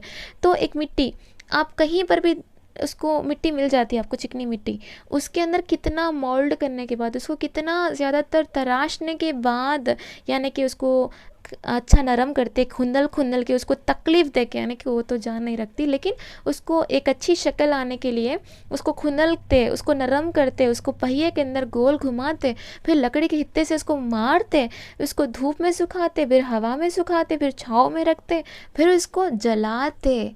फिर क्या बनता है, एक घड़ा बनता है जो हमारी ज़रूरियात को पूरा करता है। और एक कंप्लीट पर मतलब आप इसको पूरा समझने के बाद ये याद रखना चाहिए कि आपको कामयाबी आसानी से नहीं मिलती। आसानी से मिलने वाली कामयाबी नहीं होती, वो असली कामयाबी बिल्कुल नहीं होती जो आसानी से मिल जाए। कामयाबी वही होती है जो जितने भी आपके स्ट्रगल्स हैं, मेहनत है, वो जितने हुए उतने आपको क्या होता था, शाइन होता रहता आपकी लाइफ के अंदर। तो यहाँ पे घड़ा देखो कितना ज़्यादातर अपना ज़िंदगी के अंदर मरहला दर मरहला गुजरते गुजरते इतना दूर तक आके पहुँच के वो दूसरों को कितनी मदद कर रहा है, मतलब कितना हेल्पफुल हो रहा। तो ऐसे चीज़ों से हम लोग क्या सीखना बोले तो अपना हौसला कभी भी मत हारना, मतलब डीएससी नहीं रख रहा, टीआरटी नहीं रख रहा, बल्कि हमारी मेहनत क्या है आगे जारी करते रहना। और हमारी मेहनत में हमें दूसरों को भी अप्रिशिएट मतलब मोटिवेट करते रहना, उनको भी डिस्करेज नहीं करे जैसा नहीं आता, ऐसा कुछ भी नहीं होता, उन्हें बोले जैसा आता, सब्र करिए, ज़रूर से देता हूँ बोल के हमारी मेहनत हमें करते रहना। हम लोग जितना मुसीबत जितना तकलीफ़ उठाते उतना ज़्यादा शाइन होते बोल के हम इस घड़े के मरहले के ज़रिए से हम लोग हमारी लाइफ को भी थोड़ा बहुत मोल्ड करें और हमारे लाइफ के अंदर पुराने पुराने चीज़ों को दूर करते हुए कुछ नई चीज़ें यानी कि अपडेट होते रहना। जैसे कि फ़ोन को आप देखते होंगे मंथली मंथली क्या होता था, अपडेट होता था फ़ोन, उसी तरह से हम लोग भी क्या होना, अपडेट होते रहना बोल के हम लोग इसके ज़रिए से समझ लिए। ओके, तो उसके बाद हम लोग देख सकते हैं कि यहाँ पे मतलब हम चिकनी मिट्टी के ज़रिए से भी हम लोग फूलों की नमूने भी बना सकते, तरकारियाँ भी बना सकते हैं। जो हम लोग छोटे छोटे बच्चे थे, छोटे छोटे बच्चे मतलब यानी कि 7th 6th ऐसा, तो जब हम नानी उनके घर में जाया करते थे, चिकनी मिट्टी मिलती थी, तो हम लोग फ़ोन आप भी बनाते होंगे, आपके स्वीट मेमोरीज आप एक मरतबा फिर से याद कर लें। फ़ोन, वेजिटेबल्स और क्या बोलते हैं इसको, याद नहीं आ रहा, ऐसे छोटे छोटी चीज़ें जो रहते हैं उसको प्लेट से छोटे छोटे प्लेट वगैरह बना के खेलते थे। तो मिट्टी से ये सब बनाए जाते हैं। तो नेक्स्ट लेसन हमारा देखें, आपको समझ में आ गया कि उसके अंदर हम लोग क्या क्या पढ़ना है, क्या क्या नहीं। रंगीन कपड़े यानी कि रंगीन कपड़े यानी कि कपड़ों के बारे में आपको बताया जा रहा है। तो किस तरह के कपड़े आप पहनते हैं शादियों के, यानी घर में है जब, शादियों में है जब, डेली वेयर, मतलब क्या क्या कैसे कैसे रेडीमेड हैं क्या या होममेड हैं क्या, मतलब ऐसा। तो यहाँ पे कौन से कपड़े यानी कि सूती कपड़े, ऐसा ईदों के ऊपर तकारीब के वक्त आप कौन से पहनते हैं। स्कूल के अंदर जो मखसूस कपड़ा पहना जाता है उसको हम यूनिफॉर्म बोलते हैं, ये तो हम लोग को मालूम है। और हर एक पेशे के लिए अलग अलग तरह का ड्रेस होता, पुलिस के लिए अलग है। तो ऐसा हम लोग यहाँ पे बच्चों के लिए कौन सा कपड़ा कौन से पेशा के लिए कारआमद होता बोल के यहाँ पे दिया गया है। क्या आप जानते हैं सूती कपड़े रुई के धागे से तैयार किए जाते हैं। तो सूती कपड़े क्या है, रुई का जो धागा आता उससे क्या करते, तैयार करते हैं। सूती बोले तो क्या है, कॉटन है। रेशम के कीड़ों से हासिल होने वाले रेशों से रेशमी कपड़े बनाए जाते हैं। तो रेशम यानी कि जो हम लोग रेशम के कीड़ों से यानी कि हम लोग उसको पालते और उसके अंदर जो खोखून आता, खोखून के अंदर क्या होता है, तो कीड़ा पूरा अपने राउंड क्या करता, एक घेरा बना लेता, थोड़े दिन के लिए वो अंदर रहता। तो हम उसको क्या करते हैं, हनक यानी कि स्टिफिंग करते हैं, उसको मार दे के वो धागे को हम लोग इस्तेमाल करते हुए रेशमी कपड़ा बनाते हैं। तो उसके बाद हम लोग देखेंगे कि नेक्स्ट प्रोसेस क्या है। तो हम लोग के मतलब कपड़ों को ऐसे नहीं पहनते बल्कि उसके अंदर डिज़ाइंस वगैरह, तो आप देखे होंगे ना बहुत सारे फैक्ट्रीज आ गए हैं, कितने सारे डिज़ाइंस आप बना सकते हैं। तो ये तो हम लोग करे थे टीपीज़ के वक्त बच्चों को समझाने के लिए, तो इसका देख के ही करे थे। तो बच्चों को इस तरह से इनोवेटिव आइडियाज़ देते हैं ना बोल के। तो आप भी अपने टीपीज़ की याद कर लेते रहिए आपके टिपिस किस तरह से गुजरे थे बोल के आप बच्चों को पढ़ाए थे ना। तो यहाँ पे देखो मैं यहाँ आप कहाँ, तो यहाँ पे डायरेक्शंस के बारे में है। तो यहाँ पे इम्पॉर्टेंट चीज़ क्या हो जाती है वो देख लेंगे। ओके, तो पहले हम इम्पॉर्टेंट चीज़ के बारे में बात करेंगे। तो यहाँ पे देखो आपको मालूम ही है ना कि शुमाल, मशरिक़, मग़रिब और जुनूब ये कौन से सिमत को बोलते बोल के। पहले यहाँ पे ये जो हिंट्स है ना, यहाँ पे शक्लें ये बहुत ही इंपॉर्टेंट हैं, अलामतें। बोरवेल का, दवाखाना, मंदिर, एसबत स्कूल, कुआं बोले तो ये बहुत ही इंपॉर्टेंट है, याद रखिए। ये जो निशानी है ये कुआं की निशानी है, याद रखिए, ये कुआं की निशानी है। ये चमन की निशानी है, और पीओ क्या है, ये पोस्ट ऑफिस है। ओके, तो इतने में पूरा ज़्यादातर इंपॉर्टेंट चीज़ वही लगा मुझे, वही है। तो यहाँ पे भी आप कुछ देख सकते हैं, देखो दरख्त के ऐसा। तो छोटे छोटे हैं ना, इसमें से ज़्यादातर आपको क्वेश्चंस बहुत कम पूछे जाते हैं, लेकिन बेसिकली आपको याद रखना ज़रूरी है। तो पानी हमारी ज़रूरत, अब पानी के बारे में हम इतना सारा पढ़ लिए कि पानी को साफ़ करने के लिए हम क्लोरीन का इस्तेमाल करते बोल के। तो हम लोग पानी कहाँ से मिलता, हम लोग को अल्लाह ताला का कुदरती ज़राया है, जो हम लोग को बारिश से हम लोग को पानी मिलता। हम लोग के लिए नदी, नाला, कुआँ, तालाब, दरिया, ये पूरे क्या हैं, हम लोग पानी हासिल उसको करते, पानी हासिल करते। और उसके बाद यहाँ पे हम पानी को कहाँ कब कब इस्तेमाल करते हैं, बखूबी आपको मालूम है, पीने के लिए, नहाने के लिए, हर एक चीज़ के लिए हम पानी का इस्तेमाल करते हैं। और उसके साथ साथ अगर हम ही नहीं बल्कि हमारे जो बाजू में रहते पौधे वगैरह भी क्या है, पानी का इस्तेमाल करते हैं, जिसके ज़रिए से वो ज़िंदा रहते हैं। उसी के साथ साथ हमको, मतलब हमारे साथ साथ जानवर भी रहते हैं, तो जानवरों को भी पानी होना बहुत ज़रूरी होता। तो इसमें इम्पॉर्टेंट चीज़ क्या है बोले तो, अगर ऊँट एक दफ़ा पानी पीता है तो बहुत दिनों तक पानी पिए बगैर ज़िंदा रह सकता है। जब पानी दस्तयाब होता है तो वो पूरी तरह सैर होकर पीता है और अपने जिस्म में ज़ख़ीरा कर लेता है। वो बिसलरी बॉटल पे एक एडवर्टाइजमेंट आती, देखे होंगे आप, बहुत ही शानदार है वो एडवर्टाइजमेंट। तो उसके अंदर आप देखे होंगे कि वो पानी, मतलब पानी को वो पानी प्रेफर करते बोल के।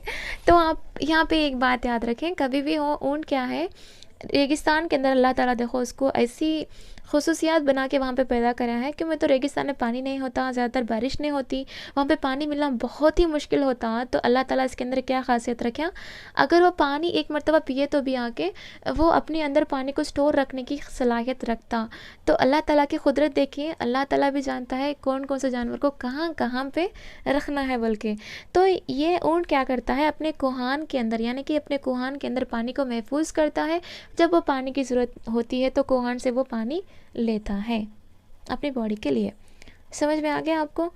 तो हम लोग जब पढ़ते ना, हर एक पढ़ते वक्त भी हम अल्लाह के जो भी जितनी भी नेमतें हैं उसको याद करते रहना और शुक्रगुजार करते रहना, जिससे हमारे इल्म एक ऐसा इल्म बनेगा कि आप ज़िंदगी में कभी भी नहीं भूलते, कभी भी नहीं भूलते। जब आप अल्लाह की कुदरत को कंपेयर करते हुए जब हम पढ़ते हैं ना, तो कितनी शानदार बनाया है अल्लाह, कितनी शानदार कुदरत बनाया है, कितना कुदरत वाला है बोल के। तो ऐसा हम एप्लीकेशन वे मेथड में अल्लाह की कुदरत को, अल्लाह की तारीफ़ करते हुए पढ़ेंगे तो बहुत मज़ा आएगा आपको पढ़ने में। और इतना मज़ा आएगा कि जब आप कभी भी इतना मज़े से नहीं पढ़े होंगे। तो कभी भी आप मज़े से पढ़ना चाहिए, बर्डन से बिल्कुल भी नहीं पढ़ना चाहिए। तो पानी को हम लोग ज़्यादातर गंदगी हो जाती रहती है, यानी कि आप यहाँ पे ज़्यादातर, अब तो ऐसा कुछ भी नहीं है, लो ज़्यादातर मैं तो नहीं देखी ऐसे प्लेसेस, लेकिन पहले ज़माने के अंदर जो नाले वगैरह थे वो पानी में, नदियों में मिला देते थे, यानी कि तालाब में, कपड़े भी वहीं धोते थे। तो ऐसा होने से क्या होता था बोले तो बहुत सारी बीमारियाँ, और वहाँ का पानी देखो लेके जाके पी रहे हैं। तो ऐसा पहले होता था, लेकिन अब ऐसा नहीं है। तो इसके अंदर इम्पॉर्टेंट बात क्या है बोले तो, जो भी पानी है ना वो आलूदा हो गया रहता ना, तो वो पानी का इस्तेमाल हम लोग करने से क्या होता बोले तो, खैर, दस्त, यरखान, हैज़ा, ये 4 बीमारियां आपको आ सकती हैं। तो गंदा यानी कि आलूदा हुआ पानी अगर पीने से क्या होता बोले तो, खैर, दस्त, यरखान और हैज़ा बीमारियां आ सकती हैं। हमको भी चाहिए कि कौन सा भी पानी हो, हम लोग गर्म करके उसको ठंडा करके छान कर पीना चाहिए। और एक बात याद रखें, गरम करके पानी पियो बोल के टीचर, बच्चे क्या करते, गरम करके ऐसे पी लेते रहते। तो ख़त्े कभी भी नहीं करना, आप गरम चीज़ कभी भी गले के अंदर तक गुजरना देना ही नहीं है। पानी की हम लोग पानी को उबालते, फिर उसको ठंडा करके फिर छान के पीते। तो इस तरह से करने से क्या होता बोले तो, अगर तालाब का पानी है तो ऐसा है, लेकिन नॉर्मल पानी भी हम लोग क्या करना है, गरम करके ठंडा करके पी लेना है। तो खाना भी अगर आप खाते हैं तो गरम गरम खाना मत खाइए, और गरम गरम खाना खाना भी ठीक नहीं है, वो हमारे यहाँ सुन्नत नहीं होता खाना खाने में। तो गरम खाना खाना मतलब सेहत के लिए बहुत मतलब क्या बोलते हैं, हानिकारक बोलते हैं, मुझे तो हिंदी याद आ रहा, बहुत ख़तरनाक होता। जब आप गरम गरम जो पेट के अंदर जाता तो पेट का जो हिस्सा आता वो भी क्या हो जाता बोले तो बहुत ही जल्दी मुतासिर हो जाता। यानी कि हमारे पेट के लिए जो सही लगता, बोलते ना, हमारे अल्लाह ताला का जो सिस्टम है वो सिस्टम के लिहाज से नबी की सुन्नतों को अमल करते हुए हम आगे बढ़ेंगे तो जितना भी हो सके हमारी हेल्थ क्या होती, बेहतर तौर से होती। तो अच्छी आदतें भी होना ज़रूरी है। बच्चों को हम सिखाना चाहिए कि अच्छी आदतें क्या हैं। पानी को हम ज़ाया कभी भी ना करें। अल्लाह मतलब ऐसे बहुत सारे विलेजेस हैं जो पानी नहीं मिल रहा उनको, रेगिस्तान में ऐसे लोग हैं जो पानी नहीं मिल रहा उनको, तो उन्हें पानी के लिए कितना तड़पते हैं, उनको एक बूंद भी बहुत ही मायने रखती। तो हमारे यहाँ पानी को ऐसा वेस्ट करते रहते कि कभी भी आप बच्चों को ये ना सिखाएं कि आप पानी को वेस्ट करें। नहीं सिखाते टीचर्स कभी भी हो। जैसे कि कहीं पे कुछ वाटर लीक हो रहा है तो आप वहाँ पे सरपंच को बोलना है या उसकी मरम्मत कुछ करना है, कराएं। और बच्चों को समझाएं कि पानी बहुत ही इम्पॉर्टेंट है। अगर नल के नीचे एक एक बूंद भी टपक रहा हो तो उस नल की मरम्मत करवाएं या उसके नीचे कुछ डिब्बा वगैरह रख दें। तो इस तरह की बातें हम लोग बच्चों को समझाना चाहिए पानी के रिलेटेड। पानी बहुत ही अनमोल चीज़ है, जो अगर पानी की किल्लत जहाँ पे आई है उनको मालूम होती है उसकी वैल्यू, कि पानी कितना अहम है। पानी पीने के लिए बहुत ज़्यादा मतलब पानी नहीं मिल रहा, ख़ासकर अब तो क्या हो गया बोले तो पानी मिल रहा लेकिन आलूदा पानी मिल रहा। लेकिन हम लोग बहुत बहुत बहुत अल्लाह का शुक्र अदा करना चाहिए कि हम लोगों को ऐसी कोई भी नौबत नहीं आई। अल्हम्दुलिल्लाह हम लोग को बहुत अच्छा पानी मिल रहा। तो आने वाले जनरेशन लोग के लिए भी हम लोग क्या करना है, पानी को उठा के रखना है। रखने का मतलब क्या है, एक लिमिट से उसका इस्तेमाल करना है। तो बचत, पानी की बचत करना चाहिए। इस तरह से हमें ज़ाया नहीं करना, जितना हो सके उतना इस्तेमाल कर लेना, फिर उसको बचत के उठा के रखना। और हमारे आगे जनरेशनों के लिए भी हम लोग सोचना चाहिए। तो आओ गाँव चलें, तो आओ गाँव चलेंगे तो आप गाँव चलें के अंदर क्या है बोले तो आप अगर गाँव जाते हैं तो कौन कौन से ट्रांसपोर्ट का इस्तेमाल करते हैं हम लोग नकल का। कोई अच्छे पैसे वाले हैं तो हवाई जहाज़, और भी अच्छे पैसे वाले हैं तो हेलीकॉप्टर, खुद की चार्टर्ड फ्लाइट, और दूर दूर इलाक़ों में जाने वाले हैं तो जहाज़ का, ट्रेन्स का तो नॉर्मल लोग भी करते, और गाड़ी वगैरह ये पूरे क्या हैं हम लोग नकल के ज़राए हैं। तो आपको मालूम है ना पानी पर कौन से चलते हैं, ज़मीन पे कौन से चलते सवारियाँ, तो आप छोटे छोटे बच्चों की तरह उसको फिलअप कर लें। बहुत अच्छा रहता। आप जब छोटी छोटी बच्चों की किताबें पढ़ते तो छोटे छोटे बच्चों के जैसे बन जाना पड़ता। तो इस तरह से हम यहाँ पे इम्पॉर्टेंट चीज़ों को देख लिए। इतना इम्पॉर्टेंट नहीं है, मतलब छोटे छोटे चाहिए पूरे, आप आराम से कर सकते हैं। तो ये आप देखे होंगे कि सड़क की सहूलियत ना होने पर क्या करते हैं, बैलगाड़ी, मोटरसाइकिल, आलू, जीप वगैरह भी इस्तेमाल करते गाँव जाने के लिए बोल के। और देखो यहाँ पे ये देखते ही आपको आइडिया आ गया होगा कि ये यहाँ के रेगिस्तान का है। और एक ये देखो हाथी का भी इस्तेमाल हो रहा, गधे का इस्तेमाल हो रहा। गधे का इस्तेमाल हम ज़्यादातर आके वज़नी सामान को ले जाने के लिए ज़्यादातर इस्तेमाल करते हैं हम लोग। ये टांगा है, टांगा बोलते हैं उसको। तो हम लोग कश्ती में इस तरह का भी देखे होंगे आप, इस तरह से भी हम लोग क्या करते हैं, हम लोग नकल करते हैं। ऐसा तो आप देखे होंगे ना ट्रेन्स के ऊपर कैसा बैठते हैं। अब तो ऐसा नहीं कर रहे लोग, नहीं कर रहे ऐसा, कि मैं तो अब पूरा इलेक्ट्रॉनिक्स के आ गए। अब थोड़ा बहुत लग भी गया उसके सामने, खड़े भी गए, समझो अब वो वायर के सामने बस चले जाती है आपकी जाने की एकदम। तो ऐसे चीज़ें कभी भी मत करें। देखो यहाँ पे कितने सारे हैं वाह वाह कितने सारे हैं। तो ऐसी चीज़ें कभी भी ना करें। अपनी जान को कभी भी ऐसा बिल्कुल भी ना करें। ओके, ये तस्वीर में जो भी दिखाया गया ऐसे कभी भी मतलब अप्लाई नहीं करें अपनी ज़िंदगी के अंदर। अगर कोई जाते हैं तो भी आप बोलो नहीं जाना है बोल के। तो ये सारे हम लोग आज देख लिए, थोड़ा बहुत आपको समझ में आ गया होगा इसके अंदर कौन सी चीज़ें हैं, कौन सी चीज़ें नहीं हैं, और कौन से इम्पॉर्टेंट हैं बोल के। तो याद रखिए आज का जो भी है 3rd EVS कंप्लीट हो चुका है। इंशाल्लाह नेक्स्ट वीडियो के अंदर हम लोग कुछ मतलब या उर्दू, 3rd उर्दू हो सकता है या 4th EVS, ऐसा कुछ पढ़ने की कोशिश करेंगे। एक बात याद रखिए, आपके जितना भी आपको पढ़ाए जाते हैं, आप टेक्स्ट बुक लेके बैठना है, आराम से पढ़ना है, बस प्रिंट टू बिन लाइन देखते रहना है, पढ़ते रहना है। आपकी टेक्स्ट बुक भी हो जाती है और साथ में आपका रिवीजन भी हो जाता, और आपका वक्त बचत होता तो आप कभी भी क्या बोलते हैं, हौसला नहीं हारना चाहिए, ज़रूर से नोटिफिकेशन आता, इंशाल्लाह हम सब कामयाब होंगे, बोलते ना हम होंगे कामयाब बोल के, तो इंशाल्लाह हम सब कामयाब होंगे। अगर ये वीडियो आपको पसंद आए तो अपने दोस्तों में शेयर करें, ज़रूर से शेयर करें, क्यों बोले तो ये आपको कुछ पेमेंट पेड कुछ भी नहीं है, आप आराम से उसको सुन सकते हैं और बहुत सारे इन्फॉर्मेशन ग्रास्प कर सकते हैं।